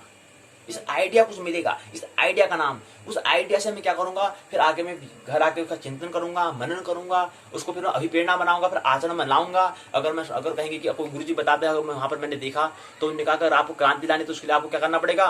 प्रतिदिन आपको 6 घंटे अध्ययन करना पड़ेगा ज्योतिष के बारे में। अच्छा जी, पहले मैं 2 ही घंटे करता था मुश्किल से, लेकिन आप जो इस मार्ग में पहुंचे हैं, जो मित्र पहुंचे हैं, उनने गुरुजी ने कहा कि अब आपको 6 घंटे पढ़ना पड़ेगा, कम से कम 6 घंटे आपको अध्ययन करना पड़ेगा। तो मैं घर आया, घर आकर मैंने कहा अच्छा गुरुजी ने ये भी कहा था कि 6 घंटे मेरे को अध्ययन करना पड़ेगा, प्रतिदिन 6 घंटे अध्ययन करना पड़ेगा। तो मैं 2 घंटे कर रहा हूँ, उसको मैं 4 घंटे उसमें और बढ़ाऊंगा तो 6 घंटे में अध्ययन करूंगा, तब जाकर उसमें कुछ क्रांति आ सकती है। तो ऐसे मेरे क्या करिए, वहां से प्रेरणा ली, उसका फिर उसको मैंने अभिप्रेरणा बनाया, कुछ आइडिया, कुछ वहां से योजना, कुछ तरीका हमने वहां से लिया। उसका नाम क्या है? उसका नाम प्रेरणा है, उसका नाम मोटिवेशन है। तो मोटिवेशन क्या है कि एक ट्रैक चुनना कि मैं ट्रैक में कैसे बढ़ूं, मेरे को बढ़ना तो है लेकिन कैसे बढ़ूं, और मेरा ट्रैक कैसा है। कहीं जो अर्थात इसको ऐसे समझे, प्रेरणा मतलब कैसे, जैसे प्रेरणा मतलब ये होगा कि मैं गड्ढा तो खोद रहा हूं, मैं कहीं अलग अलग गड्ढे तो नहीं खोद रहा हूं, मेरा लक्ष्य तो है कि पानी निकालना है जमीन से, लेकिन मैं गड्ढे ऐसा तो नहीं कर रहा हूँ कि गड्ढे पहले यहाँ खोद रहा हूँ, 5 मिनट में यहाँ 5 मिनट तक यहाँ खोद रहा हूँ, फिर 5 मिनट दूसरे खोदने लग गया, फिर तीसरा खोदने लग गया, फिर चौथा खोदने लग गया। तो ऐसी मेरी ऊर्जा क्या हो रही है, बढ़ जा रही है, और कभी भी फिर क्या होगा, पानी मेरे को प्राप्त नहीं हो सकता है। तो यहाँ पर मेरे को प्रेरणा लेनी पड़ेगी, मुझे ये प्रेरणा लेनी पड़ेगी, मेरे को ये आइडिया मेरे को लेना पड़ेगा कि गड्ढा अगर पानी तेरे को प्राप्त करना है तो एक ही जगह तेरे को करना पड़ेगा, खोदते रहना पड़ेगा, खोदते रहने पड़ेगा, खोदते रहना पड़ेगा, खोदते रहने पड़ेगा, और एक समय ऐसा आएगा कि पानी मिल जाएगा। तो यहाँ से प्रेरणा क्या कर रही थी, प्रेरणा मतलब पहले मैं अलग अलग खोदता था, हालांकि खोदने में तो उसी तरह खोदा है मैंने। क्यों? क्योंकि 20 फीट में अगर क्या है, 20 फीट में जब खोदता हूं तो पानी आ जाता है। उदाहरण के लिए अगर बात समझे, 20 फीट में पानी आ जाता है, लेकिन मैंने 50 फीट को खोद दिया है। अच्छा, ऐसा भी होता है जी? बिल्कुल होता है। क्यों? क्योंकि पहले 5 फीट मैंने वहां खोदा, 5 फीट मैंने वहां खोदा, 5 फीट मैंने वहां खोदा, 5 फीट मैंने वहां खोदा, तो ऐसे मिलकर क्या हो गया, 5-10 मैंने गड्ढे खोद दिए हैं, लेकिन 5-5 फीट के। और जबकि क्या हो, 20 फीट पे पानी आ जाता, अगर मैं एक ही जगह अगर 4 गड्ढों जो मैंने खोदे थे, 4 गड्ढों को एक ही गड्ढे में अगर वहां पर श्रम लगाता तो मैं पानी मिल जाता। तो ये होता है प्रेरणा, मतलब कुछ अपना ट्रैक को, अपना पथ को चुनना कि मैं सही पथ पर हूं या ना हूं, इसका विचार करना, इसके लिए हमें प्रेरणा की आवश्यकता होती है। तो प्रेरणा यही है। प्रेरणा मतलब कुछ में अपना ट्रैक चुनना होता है, अपना पथ को चुनना, अपने पथ का चुनना, या मैं अपने पथ में सही हूं या नहीं हूं उसका निरीक्षण करना, अवलोकन करना, या मैं कैसे अपने पास आगे बढ़ूं, कुछ मेरे को लक्ष्य मेरा जो है उसको प्राप्त करने के लिए मुझे कुछ प्रेरणा लेनी पड़ेगी। तो उसके लिए क्या करना पड़ेगा, हमें दूसरे के व्यक्ति जो उसे पहुंचे, कोई व्यक्ति जिस मार्ग में आप जिस मार्ग में पहुंचे उन मित्र से हमें मुलाकात करनी पड़ेगी। ख्याल रहे, अगर आपको सत्य की अगर खोज करनी है, सत्य का अगर आपको आनंद, सत्य को अगर आपको प्राप्त करना है तो सदगुरु के पास आपको जाना पड़ेगा, क्योंकि वहां पर वो पहुंचे हुए हैं। आपको आनंदित आपको होना तो सत्संग में आपको रहना पड़ेगा। अगर आपको सांत्वना, अपने मन को सांत्वना अगर दिलानी है तो आप फिर अपने जहां आप जा रहे हैं ठीक ही है, लेकिन आपको जहां पर सांत्वना नहीं, आपको शांति चाहिए, तो वहां पर आपको सदगुरु के पास जाना होगा। और शांति तो केवल वहीं पर हो सकती है। और आपको फिर आनंद चाहिए तो फिर अपने आप में आना पड़ेगा, ध्यान में आना पड़ेगा, प्रेम में आना पड़ेगा, आत्मरमण में आना पड़ेगा। तो ये चीज होता है ट्रैक पथ। फिर वही स्थिति पर आगे समाधि की स्थिति आ जाती है, फिर हम समाधान कर लेते हैं, फिर किसी की प्रेरणा की आवश्यकता नहीं होती है। प्रेरणा की आवश्यकता मतलब हमारा लक्ष्य बन चुका है, हमें कहाँ चलना, हमने पथ चुन लिया है, उसके बाद फिर हम स्वतः ही चल जाते हैं। फिर जब हमें आवश्यकता होती है तो हम प्रेरणा ले लेते हैं, लेकिन उसकी कुछ हम अनुयायी नहीं बनते। कहने का मतलब है पहले हम अनुयायी बनना पड़ेगा। जब तक हम क्या है, पथ में भी नीच पहुंचे तो हमें किसी का अनुसरण करना पड़ेगा। बुद्ध का हो सकता है, महावीर का हो सकता है, कृष्ण हो सकता है, राम का हो सकता है, कुछ जो बुद्धत्व को प्राप्त हुए जो व्यक्ति हैं उनका हमें अनुयायी बनना पड़ेगा। लेकिन जैसे हम लक्ष्य हमारा बन जाता है, फिर हमारा पथ, हमारा ट्रैक, जो हमारा पथ जो है वो चुन लिया है, हमें डायरेक्शन में पता चल चुकी है, तो फिर हमें फिर किसी का अनुयायी नहीं बनना पड़ता है। अगर अनुयायी बन जाएंगे तो मुक्त कहाँ से होंगे, ये भी तो ख्याल रहे। तो ये इसकी डेफिनेशन। अब आता है कि विशेषता क्या है। पहली विशेषता, प्रेरणा व्यक्ति की एक खास अवस्था होती है। पहली दूसरी व्यक्ति की खास अवस्था आंतरिक होती है, इनर होती है, थोड़ा ख्याल रखना चाहिए। किसी आवश्यकता में कमी या इच्छा से उत्पन्न होती है। ये प्रेरणा कब होती है, कुछ कमी हमें लगता है, कुछ खालीपन जैसा हमें लगता है, इम्पिटी कुछ लगता है, हमें लगता है यार मैं इतना साल से पढ़ रहा हूँ यार, मैं कभी तक पढ़ना, इतना पढ़ रहा हूँ यार, इतना मैं ज्ञान अर्जित कर लिया, इतनी मैंने जानकारी इन्फॉर्मेशन कर ली, अभी भी कम है यार,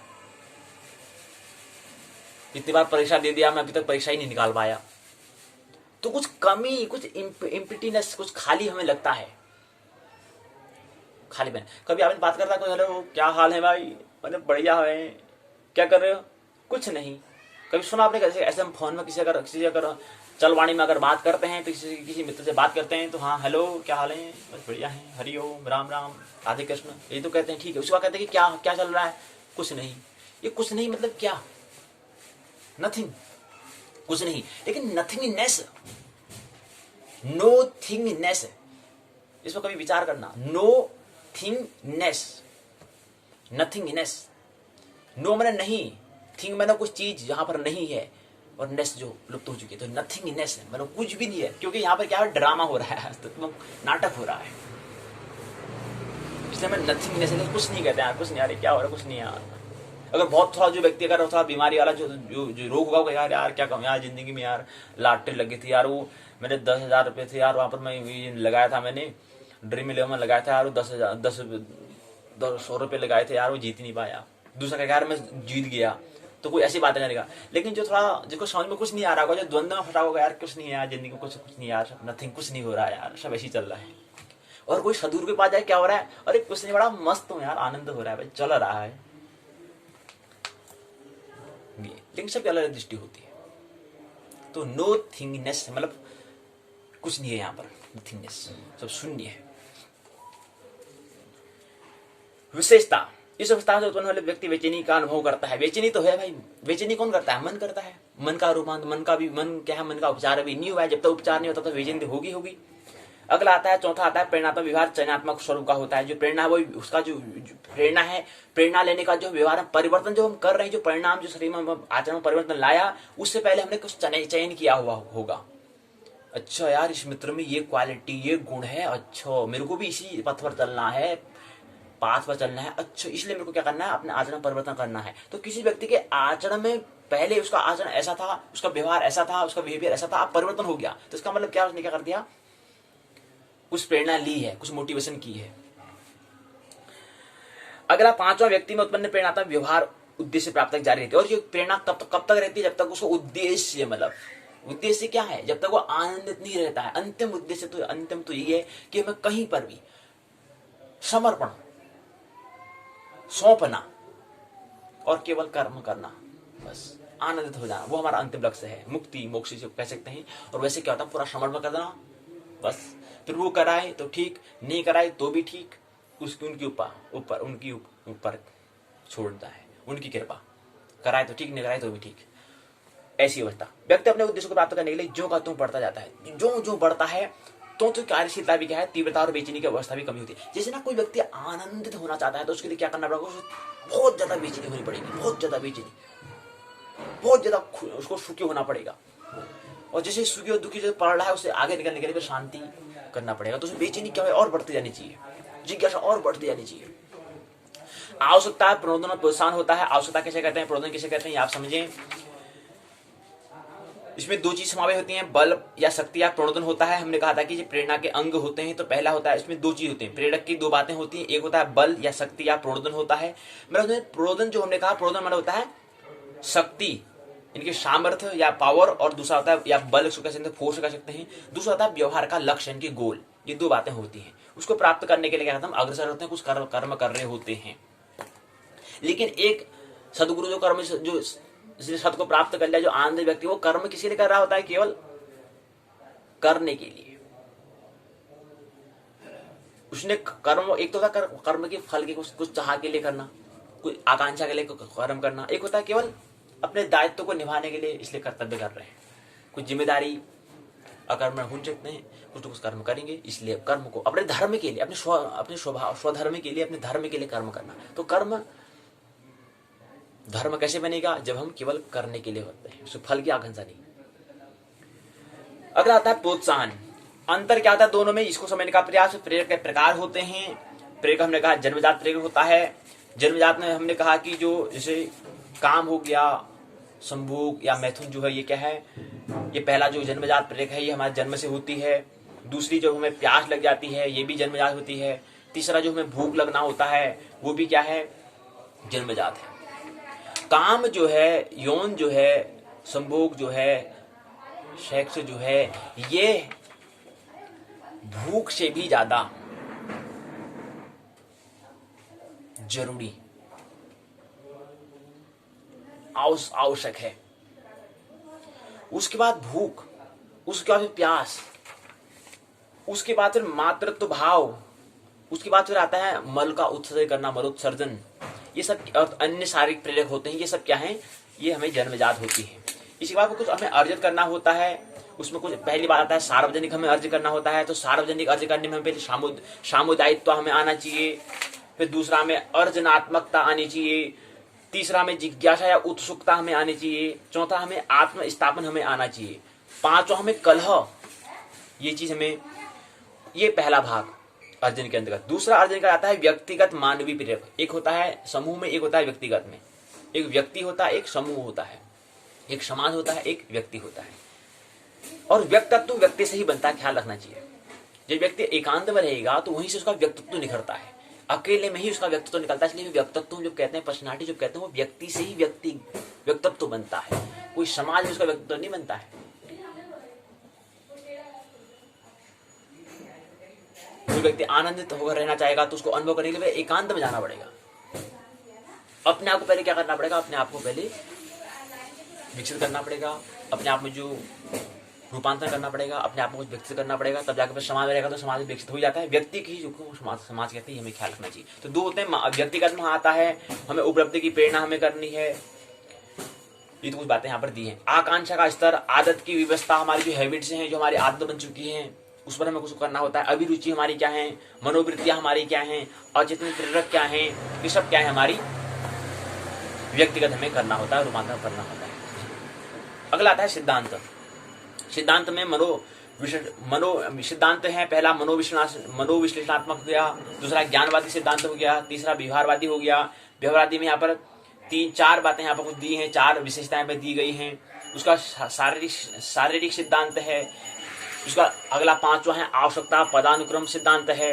इसके अंतर्गत पहला, दूसरा, तीसरा, चौथा, 5वां 5 आवश्यकताएं इसमें होती हैं, 5 प्रेरक इसमें होती हैं, वो निर्भर करता है। फिर आता है शारीरिक आवश्यकता का प्रेरक होता है, सुरक्षा प्रेरक आवश्यकता होती है, स्नेह व लगाव प्रेरक आवश्यकताएं होती हैं, आत्मसम्मान प्रेरक आवश्यकताएं होती हैं, आत्मसिद्धिकरण प्रेरक अवस्थाएं होती हैं। ये बातें दी हैं, आप विस्तार से बात तो हम करेंगे नहीं क्योंकि यहाँ पर समय नहीं है। अगले द्वितीय वर्ष में आराम से हम कर देंगे, जो पाठ्यक्रम में पर्याप्त समय मिल जाएगा। अभी हमें समय यहाँ पर थोड़ा कम मिला है तो इसलिए हम यहाँ पर ज्यादा विस्तार से बात नहीं करेंगे। अब आता है सारांश, तो उसको संक्षिप्त समझ लें कि जो इकाई हमने लिया कि हम कह रहे हैं कि अभिप्रेरणा कह रहे हैं तो क्या मतलब होता है, मोटिवेशन को समझ लें। चर प्रेरणा व्यक्ति की ऐसी आंतरिक अवस्था है जिसके उत्पन्न होने पर बेचैनी का अनुभव होता है। तो प्रेरणा क्या है, प्रेरणा एक बेचैनी है, एक आंतरिक, एक ऐसी हमारी इनर अवस्था है, एक हमारी ऐसी इनर स्टेट से है, आंतरिक अवस्था है जिसमें हमें बेचैनी का अनुभव होता है, जहां पर हमको उस खाली जीवन में निरस जैसा हमें लगता है, बेचैनी होता है, बेचैन हमारा मन होता है। तो बेचैनी जहां पर होती है, ऐसा हमें जहां पर अनुभव हो रहा है, ऐसा हमें क्या हो रहा है, हमें एक्सप्लेन हो रहा है, यार इतना दिन से यहाँ पर जी रहा हूं तो यहाँ कुछ बेचैनी हो रही है, कुछ मन में खालीपन लग रहा है, इम्पिटीनेस हमें लग रहा है। ये बेचैनी का नाम क्या है।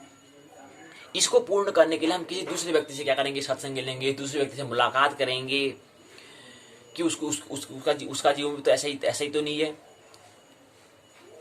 इसके लिए हम क्या करते हैं, दूसरे व्यक्ति से भेंट घाट करते हैं, फिर वहां से कुछ प्रेरणा लेते हैं, कहते हैं यार वो गुरु के पास जाते हैं, सदगुरु के पास जाते हैं, अगले जो हमारे इस पथ पर चले हैं उनके पास हम जाते हैं। वो कहते हैं कि हाँ ठीक है, आपका बेचैनी रही, ठीक है, इसका मतलब आप कुछ विकास करना चाहते हैं, अच्छी बात है, बेचैनी को अपना स्वीकार करो।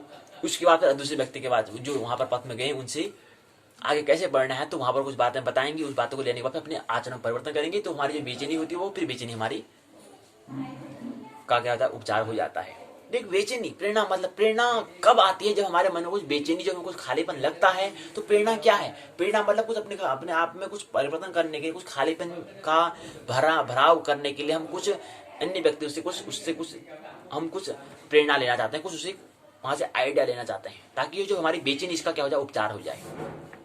व्यक्ति जब किसी प्रकार की आवश्यकता से अग्रसर होकर किसी क्रिया को करता है, तब उसकी यह क्रिया आवश्यकता की पूर्ति होने तथा उद्देश्य को प्राप्त करने की अवस्था तक चलती रहती है। आवश्यकता की जैसे पूर्ति होती है, वह क्रिया समाप्त हो जाती है, व्यक्ति की बेचैनी दूर हो जाती है। जब कोई व्यक्ति आनंद महोत्सव परम जागरण को, बुद्धत्व को प्राप्त हो जाता है, तो बुद्ध व्यक्ति जब आएंगे तो बुद्ध जैसे व्यक्ति फिर बेचैनी उनको नहीं होगी। क्यों, बेचैनी किसकी है, मन की है। शरीर तटस्थ है, आत्मा भी तटस्थ है, मध्य में मन ही है। इस मन का हमें उपचार करना होता है। जिसका मन का उपचार हो चुका है तो फिर उसको कोई बेचैनी नहीं होती, फिर उसको कोई प्रेरणा नहीं लेनी होती, कहने का मतलब है। फिर किसी का वो अनुयायी वादी नहीं बनेगा, क्योंकि अब जीवन जीने की कला उसको आ चुकी है। इसमें आवश्यकता प्रोद्बल की होती है, बल की अथा शक्ति की होती है, फिर प्रोत्साहन की होती है। प्रोत्साहन करना, जैसे कहते हैं कोई व्यक्ति कहता है अच्छा यार अच्छे से पढ़ाई कर तो आगे फिर तो साइकिल दूंगा, तो प्रोत्साहन करना, उत्साह को, उसको उत्साह को बढ़ाना। ठीक तो कर यार, मैं पीछे तेरा साथ दे रहा हूँ भाई, कोई दिक्कत नहीं है, उसको प्रोत्साहन करना। कह रहा है क्या, तो कोई काम कर रहा है तो उसको बताने क्या, हाँ तू ठीक काम कर रहा है, सही काम कर रहा है, तो आगे जब बढ़ मैं तेरे साथ दूंगा भाई, जो मेरे से सेवा हो सकती है उसको मैं सेवा दूंगा। तो प्रोत्साहन करना। अब प्रोत्साहन कौन देते हैं, किसको देते हैं? मतलब अब प्रोत्साहन कौन देगा? जो उस पद पर बड़ा हुआ होगा। अब जो उस पद पर बड़ा ही नहीं है, उसके बारे में कुछ पता ही नहीं, वो कहाँ से प्रोत्साहन देगा? लेकिन जो उस पद पर, अगर समझ लें कि आप ज्योतिष के विषय में अगर आप आगे जा रहे हैं, तो ज्योतिष के विषय में अगर आप गुरु जी के पास जाओगे, वो कहेंगे हाँ यार ठीक है, यहाँ पे सब अच्छा फील्ड है, अच्छा स्कोप है यहाँ पर, तो बढ़ प्रोत्साहन करेंगे। और दूसरे व्यक्ति से, अन्य व्यक्ति से बात जाएंगे, ज्योतिष कुछ नहीं यार, स्कोप ही नहीं है यार, कहा यार तुमने कुछ ले लेता, कुछ विज्ञान लेता, कुछ टेक्नोलॉजी वाला लेता, कहीं कंपनी वाला काम करता, कहाँ ले इसमें पड़ गया यार, कुछ नहीं है, कुछ स्कोप ही नहीं है इसमें, स्कोप ही नहीं है भाई, है ही नहीं, कहाँ से खाली ले लिया, फंस गया। ये कौन बताएगा जो उस पद पर नहीं पहुंचा है? लेकिन जो ज्योतिष में जो आगे बढ़ा है, हमारी भूल यही तो होती है, हम चुन नहीं पाते हैं हमें किससे हमें प्रेरणा लेनी है करके। अगर ज्योतिष से प्रेरणा लेते तो ज्योतिषी जो जिस मार्ग पर पहुंचे उनसे हमें प्रेरणा लेनी होगी। और हम प्रेरणा ले रहे हैं व्यवसायी वाले से, एक विज्ञान वाले से ले रहे हैं, एक यांत्रिक अभियांत्रिक से ले रहे हैं, अभियंता से ले रहे हैं, जो मैकेनिकल है या इलेक्ट्रिकल है उससे ले रहे हैं। तो हमारी भूल, हमारी दिशा गलत दिशा नहीं है, डायरेक्शन रॉन्ग डायरेक्शन नहीं है हमारी। तो हमें राइट डायरेक्शन के लिए हमें उस विभाग में उस व्यक्ति से बात करनी पड़ेगी। अगर आपको हिंदी में करना तो हिंदी के शिक्षक से बात करनी पड़ेगी, संस्कृत वाले से नहीं करनी पड़ेगी। हिंदी में आपको कुछ काव्य कुछ कृत्य लिखनी है तो हिंदी वाले संस्कृत का कुछ नहीं, हिंदी अरे यार कहाँ ले लिया, संस्कृत तो लेता कुछ होता। तो ये हमारा डायरेक्शन, हमारी दिशा गलत है। तो यहाँ पर प्रेरणा के लिए हमें कहाँ जाना पड़ेगा? हमारे उसी प्रेरणा से जाना पड़ेगा जो हमारा विषय है और जिस पद पर कोई व्यक्ति गया है। ज्योतिष है तो ज्योतिष वाले व्यक्ति से मुलाकात करनी पड़ेगी, विज्ञान है तो विज्ञान वाले से, गणित है तो गणित वाले से, राजनीति है तो राजनीति वाले शिक्षक के पास जाना पड़ेगा। ये चीज हमें करनी है, ख्याल रखनी है। तो प्रोत्साहन कौन देगा? जो उस मार्ग पर पहुंचा, जिसको ख्याल है। अब सदगुरु के पास जाओगे तो वो तो कहेंगे अरे कोई भी ले यार, बस तू आनंद है ना, बस कोई भी कर्म कर, कोई दिक्कत नहीं है। सदगुरु के पास जाओगे तो वो तो कहेंगे कोई नहीं, सब कर्म समान है जी, चाहे तो विज्ञान वाला वैज्ञानिक विज्ञान हो या कवि हो, सब बराबर है। लेकिन तू आनंदित है ना, तो जीवन जीने की कला आ चुकी नहीं आ चुकी? हाँ जी आ चुकी है, तो कोई दिक्कत नहीं, तो जी बस मस्त है, कोई दिक्कत नहीं। तो ये सदगुरु ये प्रेरणा, सदगुरु ये प्रोत्साहन देंगे उसको। तो प्रोत्साहन कौन दे पाएगा? जिसको आगे उसका उस विषय के बारे में कुछ जानकारी हो, कुछ ख्याल हो। तो जिसको ख्याल ही नहीं तो वो प्रेरणा नहीं दे, प्रोत्साहन नहीं दे पाएगा। क्या झंझट में पड़ा यार, अपना भी उसको भी दुखी करेंगे, उसको भी मोटिवेशन नहीं, उसको प्रोत्साहन नहीं देगा, उसको भी आगे बढ़ाने के लिए उत्साहित नहीं करेगा, बल्कि क्या करेगा, हतोत्साहित करा देगा। और अधिकतर मौके में हतोत्साहित कराने वाले व्यक्ति ज्यादा होते हैं। और दूसरा व्यक्ति, ख्याल रहे, साधक वो है जो हतोत्साहित कर रहे हैं उसको भी साधन बना ले, उसको भी और उसको साधन के रूप में ले ले, और उससे भी क्या बनाए, साधक वो कहलाएगा। जो कोई हतोत्साहित कर रहा है, अच्छी बात है, तब तो पक्का होगा भाई, आपने नहीं कहा तब तो पक्का निश्चित वो काम होगा, इसको साधन बना ले, साधक वो कहलाएगा। और फिर जब सिद्धि हो जाएगा तब उनसे कहना ले भाई लो कह रहे थे, और जब सिद्धि हो जाती है तब उनका भी धन्यवाद देना। जो क्या कर रहे हैं, हतोत्साहित करा रहे थे आपको, उनका भी धन्यवाद देना, और जो प्रोत्साहन कर रहे थे उनका भी धन्यवाद देना। धन्यवाद देना जी, क्योंकि वो हतोत्साहित नहीं करते तो वहां से मेरे को प्रेरणा कहाँ से मिलती, उस काम करने के मेरे को फिर और प्रेरणा कहाँ से मिलती? तो प्रेरणा कहाँ से मिलेगी? उसने हतोत्साहित कहा तो मेरे अंदर में जो हमारा बल, जो हमारी चेतन थी, उसने कहा अरे तब तो पक्का होगा भाई, तो प्रेरणा का काम किया। इसलिए दोनों हुए, जो हतोत्साहित कर रहे हैं उससे और जो प्रोत्साहित कर रहे हैं उससे, दोनों को क्या करना है, आभार प्रकट करना है। दोनों की कृपा से क्या हुआ है, मैं आज सिद्धि को प्राप्त मैंने किया। दो प्रकार का विवरक, जन्मजात और अर्थात जन्म मतलब जैविक, और अर्जित अर्थात सामाजनित अजैविक या सामाजिक जनित कह सकते हैं। जैविक प्रकार भूख, प्यास, सेक्स, मातृत्व भाव, मलोत्सर्जन, नींद आदि जो क्या है हमारे जैविक होते हैं, जो जन्मजात होते हैं। सार्वजनिक जो हमें अर्जित करने पड़ते हैं, सामुदायित्व, अर्जनात्मक, जिज्ञासा, आत्मसम्मान, कलह, सार्वजनिक अर्जित प्रेरक हैं। उपलब्धि, प्रेरणा, आकांक्षा, स्तर, आदत की विशेषता, अभिरुचियां, मनोवृत्तियां आदि व्यक्तिगत अर्जित प्रेरक होते हैं। तो उपलब्धि जो है वो क्या होती है? प्रेरणा, आकांक्षा, स्तर, आदत की व्यवस्था, अभिरुचियां, मनोवृत्तियां और व्यक्ति अर्जित प्रेरक होते हैं। शब्दावली प्रेरणा, एक बार और ले लें शब्दावली को। प्रेरणा व्यक्ति की वह आंतरिक अवस्था है। पहली बात, प्रेरणा क्या है? प्रेरणा मतलब होता है कि आंतरिक अवस्था, व्यक्ति की वह आंतरिक अवस्था जहां पर को कुछ बेचैनी उसको हो रही है, वो अभी आनंद चैतन्य जो रूप है उसमें वो अभी स्थित नहीं है। स्थित होने के जो बेचैनी हो रही है उसके इलाज के लिए अलग अलग दिशा में भटकना, ताकि अपनी एक दिशा में चुन सकूं, अपने एक डायरेक्शन को चुन सकूं। इसलिए तंत्र दशा में सभी लोगों से के साथ क्या करना, भेंट घात करना, मिलना, वहां से प्रेरणा लेना, वहां से कुछ आइडिया मिलना, जहां से मेरे को अपने पथ का स्मरण हो जाए। तो उस स्मरण का, इस बेचैनी का नाम क्या है? इस बेचैनी को पूर्ण करने के लिए हम जिन व्यक्तियों से मुलाकात कर रहे हैं, भेंट घात कर रहे हैं, उसका नाम है प्रेरणा। भेंट घाट क्या कर रहे हैं? कुछ आइडिया लेने के लिए, अपनी बेचैनी को पूर्ण करने के लिए मित्रों से करना, मित्रों से मुलाकात करना, अलग अलग दिशाओं में भटकना, कभी आर्मी की तैयारी करना, कभी उसकी वो वाले वैकेंसी आई उसकी तैयारी करना, कभी मेडिकल की तैयारी करना, कभी उसकी तैयारी करना, कभी डॉक्टर बनना है, कभी वो बनना है। विभिन्न दिशाओं में क्या करना है? भटकना, ताकि मेरे को इस दिशाओं में भटक इसलिए रहा हूं ताकि कहीं से मेरे को कुछ प्रेरणा मिल जाए और अपना जो मेरा स्वभाव है, जो मेरा स्वभाव होना, जो मेरा चैतन्य, जो मेरा स्वभाव है, जो स्वरूप है, उसके अनुरूप में अपना कर्तव्य, अपनी दिशा को मैं ढूंढ लूं। तो जब इतनी अन्य दिशा में घूम रहा था तो बाद में एक उसका एक दिशा बन जाती है, एक लक्ष्य बन जाता है, गोल बन जाता है, फिर उसके आगे निरंतर बढ़ जाता है। फिर अन्य आर्मी की तैयारी करना हो, थल वायु जल जो भी है उसकी तैयारी करना है, शिक्षक की भर्तियां आई उसकी तैयारी करना है, उसकी तैयारी आई, आने दो, कोई मतलब नहीं इससे।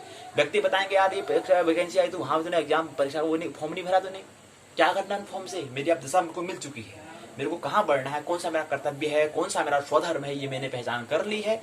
आप भी ढूंढो, आप भी बहुत दिशाओं में, विभिन्न दिशाओं में टकराओ, विभिन्न दिशाओं में खोज करो। मैंने भी खोज की, लेकिन मैं आप अपनी दिशा, मेरा ट्रैक, मेरा जो पथ है मेरे को मिल चुका है। अब मैं चाहे कोई शिक्षक की कितनी ही भर्ती क्यों ना आए, उसमें वहां पर ध्यान नहीं दूंगा। क्यों? क्योंकि मेरा स्वभाव नहीं है। मेरा स्वभाव क्या है? ये है, और ये क्या है जो मेरा है वो मेरे को पता है। ऐसे आप भी बता करो, अगर आपको लगता है आपका स्वभाव है तो आप भरो। तो ये मैं पहले जो भरते हैं इतने भर रहे थे, इतने हम ट्राई कर रहे थे, फिर बाद में ट्राई अब हम नहीं करेंगे, क्योंकि हमें अब क्या हो चुकी है, प्रेरणा मिल चुकी है। अब मेरा लक्ष्य बन चुका है, अब मेरा ट्रक, अब मेरा पथ चुन चुका हूँ, अब उस पर बढ़ना है बस। उसके लिए क्या करना है? उसके लिए कुछ नहीं करना है, उसके लिए मेरे को प्रभु को सौंप देना है और कर्म निरंतर को करना है।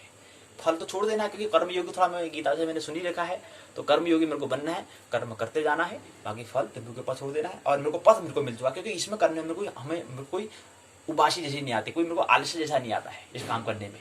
ये जो काम कर रहा हूँ इसमें आलस्य जैसा नहीं आता है, इसको मैं निरंतर कंटिन्यू लगातार करता हूँ।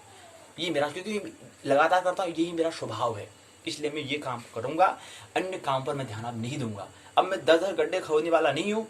अब मैंने गड्ढा जो मैंने खोदना था मेरे को कुआं मिल चुका है, मेरे को 20 फीट में कुआं मिल चुका है। तो अब मैं पहले जो मैंने गड्ढे खोदे थे, 10-12 गड्ढे खोदे थे मैंने, 50-60 फीट में गड्ढे खोद दिए थे, उन ऊपर आप विचार मैं नहीं करूंगा। और मैं आपसे यहाँ से एक बात कहना चाहूंगा, जो मैंने जैसे 10-20 गड्ढे खोदे थे, इतना मैंने श्रम जो मैंने किया था, फिजूल मैंने इतना जो गड्ढे खोदे थे, उस वहां से मैं एक बात आपको अपना अनुभव साझा करना चाहूंगा कि आप भी इतने 10-20 गड्ढे मत खोदो। आप एक ही गड्ढे पर क्या करो, पूरी ऊर्जा को एक ही काम पर लगा दो। लेकिन ये भी कहूंगा कि आप भी भटको, आप भी गड्ढे खोदो। लेकिन मैंने 20 खोदे, तो हो सकता है कि अगर आप मेरे साथ सत्संग कर रहे हैं, हो सकता है आप 10 खोद पाओ। लेकिन आप भी खोदो, आप भी भटको। भटकना अनिवार्य है, भीड़ जंगल में भटकना अनिवार्य है, ताकि आप भी अपने स्वरूप को प्राप्त कर लो, आपको भी कहीं विस्मरण आ जाए, विस्मरण से स्मरण में आप आ जाए, इसलिए आपको भी भटकना जरूरी है। तो ये प्रेरणा, मैंने 20 गड्ढे खोदे थे, आप 10 गड्ढे खोदेंगे, और आप किसी अन्य व्यक्ति को बात बताओगे, अनुभव साझा करोगे, तो वहां से कुछ प्रेरणा दूसरे व्यक्ति जो लेगा, मोटिवेशन लेगा, वो हो सकता है 5 ही गड्ढा खोदे। तो ये चीज करता है, ये प्रेरणा कहलाता है। तो ये प्रेरणा है। दूसरा, आवश्यकता क्या होती है? नीड्स हमारी क्या होती है? आवश्यकता 3 तल पर, शारीरिक, मानसिक और आत्मिक तल पर होता है। व्यक्ति में आंतरिक या बाह्य कारण में उत्पन्न वाली वह अवस्था जिसमें अनुभूति अभाव होता है, जहां पर अनुभूति की हमें क्या होती है, फीलिंग्स की अभाव वहां पर होता है, वहां पर कमी जैसे कुछ लगती है हमें, फीलिंग, अनुभूति, या हमारा कुछ समझ, जो हमारी सेंस है, अंडरस्टैंडिंग है, जो हमारी फीलिंग्स है, जो हमारा काव्य प्रेम पूर्ण होना, ध्यान पूर्ण, भक्तिपूर्ण होना, उसमें कुछ कमी जैसी होती है। उसको पूर्ण करने के लिए हम उसके प्रति हमें क्या होती है, प्यास होती है, कैसे मैं प्रेम आनंद पूर्ण हूँ, उसके लिए मैं उसका क्रिया करता हूँ, तो वो मेरी आवश्यकता कहलाती है, मेरी प्यास कहलाती है, वो मेरी जिज्ञासा कहलाती है। प्रोदन मतलब एक शक्ति का नाम, एक बल का नाम है, व्यक्ति की वह आंतरिक शक्ति जिसको उसके व्यवहार को लक्ष्य प्राप्त तक, उसकी व्यक्ति की वह आंतरिक शक्ति, पावर जो उसके व्यवहार को, उसके व्यवहार को गोल लक्ष्य की प्राप्ति तक और अग्रसर करती है। प्रोत्साहन वैसी वस्तु, वैसा लक्ष्य जिसकी ओर व्यक्ति का प्रेरित व्यवहार निर्देशित होता है। निर्देशन का नाम है डायरेक्शन। डायरेक्टर आपने एक नाम सुना होगा, निर्देशक। और डायरेक्शन में होता है दिशा। तो दिशा अर्थात दिशा का निर्देशन हम कर रहे हैं, तो एक निर्देशन देने वाला मतलब किस दिशा में आपको चलना है उसको निर्देशन करने वाला डायरेक्टर कहलाएगा। तो किसी कंपनी में, संस्थान में कोई एक डायरेक्टर होता है, तो डायरेक्टर मतलब वहाँ अन्य व्यक्तियों को, जो अन्य कर्मचारी वहाँ पर काम कर रहे हैं, उनको डायरेक्शन देता है, उनको दिशा देता है कि आपको क्या क्या काम करना है। तो ऐसे ही हम भी हम मालिक होते हैं, तो हमें अपने दिशा देना है कि कौन सा काम हमें क्या करना है, कौन सी दिशा में हमें काम करना है, कौन सा काम पर काम करना है, हम डायरेक्शन देते हैं। तो ऐसे हमारे प्रेरक व्यवहार निर्देशित हमारा होता है, तो वो प्रोत्साहन कहलाता है। तो ऐसे कोई व्यक्ति है वहाँ पर कंपनी में कोई डायरेक्टर वो देता है, या स्कूलों में कोई डायरेक्टर जो होता है उसको देता है, बताता है कि कहाँ पर प्रोत्साहन देता है कि हाँ ये काम आपने कहा, तो इसको क्या करता है, बढ़ावा देता है कि हाँ तो कोई काम करना चाहिए। अगर यहाँ पर नहीं करता तो हतोत्साहित करता है कि तो कोई काम नहीं करना चाहिए क्योंकि तेरे स्वभाव के अनुकूल नहीं है, प्रतिकूल हो रहा है। तो यहाँ पर प्रोत्साहन कौन देगा, निर्देशन करने का काम हमारा प्रेरणा करती है। और प्रोत्साहन होता है कि बढ़ावा देना उसको कि ये काम करो करो, तुम्हारे साथ है, उत्साहित करना उसको। समय स्थिति व्यक्ति द्वारा शारीरिक अवस्था की पूर्ति करने के लिए, शारीरिक संतुलन बनाए रखने के लिए कार्यशील होने की अवस्था को हम समय स्थिति कहते हैं। 100 मूल्यांक हेतु प्रश्न दिए हैं, संदर्भ ग्रंथ सूची दी हुई है, प्रश्न पूछे गए हैं। पहला प्रश्न है अभिप्रेरणा को परिभाषित करो, इसकी विशेषता बताओ। दूसरा प्रश्न है अभिप्रेरणा के स्वरूप पर प्रकाश डालो, विभिन्न जैविक प्रेरणाओं का वर्णन करो। तीसरा है प्रोदन अर्थात बल तथा शक्ति और प्रोत्साहन, शक्ति अर्थात प्रोदन अर्थात बल और प्रोत्साहन, उत्साहन, उत्साह को बढ़ाना में अंतर क्या है उसको बताओ। व्यक्तिक अर्जित प्रेरक का विवेचना कीजिए। मतलब हमने अर्जित की, हमने कहा दो होते हैं, एक व्यक्तिक होता है, एक सामूहिक होता है। तो जो व्यक्तिगत जो होता है, व्यक्तिक जो है उसकी प्रेरणा पर विवेचना करो। चौथा है सार्वजनिक सामाजिक प्रेरणा का उदाहरण के साथ व्याख्या करो। पांचवा टिप्पणी करनी है। पहला है आवश्यकता, उसके अंदर प्रोदन और प्रोत्साहन अर्थात शक्ति और प्रोत्साहन। दूसरा उपलब्धि प्रेरक। तीसरा है प्रेरणा का आवश्यकता पदानुक्रम सिद्धांत। यहीं पर क्या है, यह इकाई पूर्ण होती है, पांचवें खंड जिसका नाम है प्रेरणा और संवेग, मोटिवेशन और इमोशन। ख्याल रखना चाहिए हम अभी प्रेरणा ले रहे हैं, ये बात की बात है, पहले हमें प्रेरणा लेनी है। पहला कोई व्यक्ति लिया, उसके बाद हमें मन में चिंतन करना है, उसको चिंतन करने के बाद आचरण में लाना क्या कहलाता है, मोटिवेशन कहलाता है। तो पहला प्रेरणा, उसके बाद अभिप्रेरणा। पहले मन में करो, चिंतन करो, उसको जांच परख करो, बुद्धि के माध्यम से उसकी छांट चयना करो, उसको तोड़ो मरोड़ो कि मेरे लिए काम मेरे स्वभाव के अनुकूल है या प्रतिकूल है। इसकी पहले बात छांटबीन करनी है, क्योंकि बुद्धि, यहाँ पर बुद्धि का हम सहारा लेना पड़ेगा कि मेरे स्वभाव के अनुकूल है प्रतिकूल है, इसकी जांच परख करनी है। उसके बाद इसको प्रेरणा को फिर अभिप्रेरणा बनाना है, फिर आचरण में उतारना है।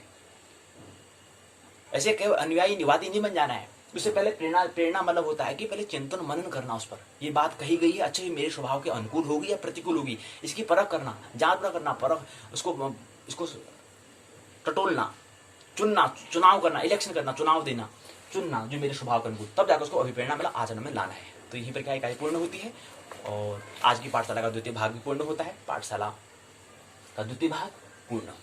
मानना नहीं है, जानना है, आनंदित महोत्सव पूर्वक जीवन जीना है। मेरी बातों को इतने प्रेम पूर्वक शांति पूर्वक सुना, बहुत बहुत अनुग्रहित हूँ। अंत में सबके भीतर बैठे हुए परमात्मा को प्रणाम करता हूँ, मेरा प्रणाम स्वीकार करें।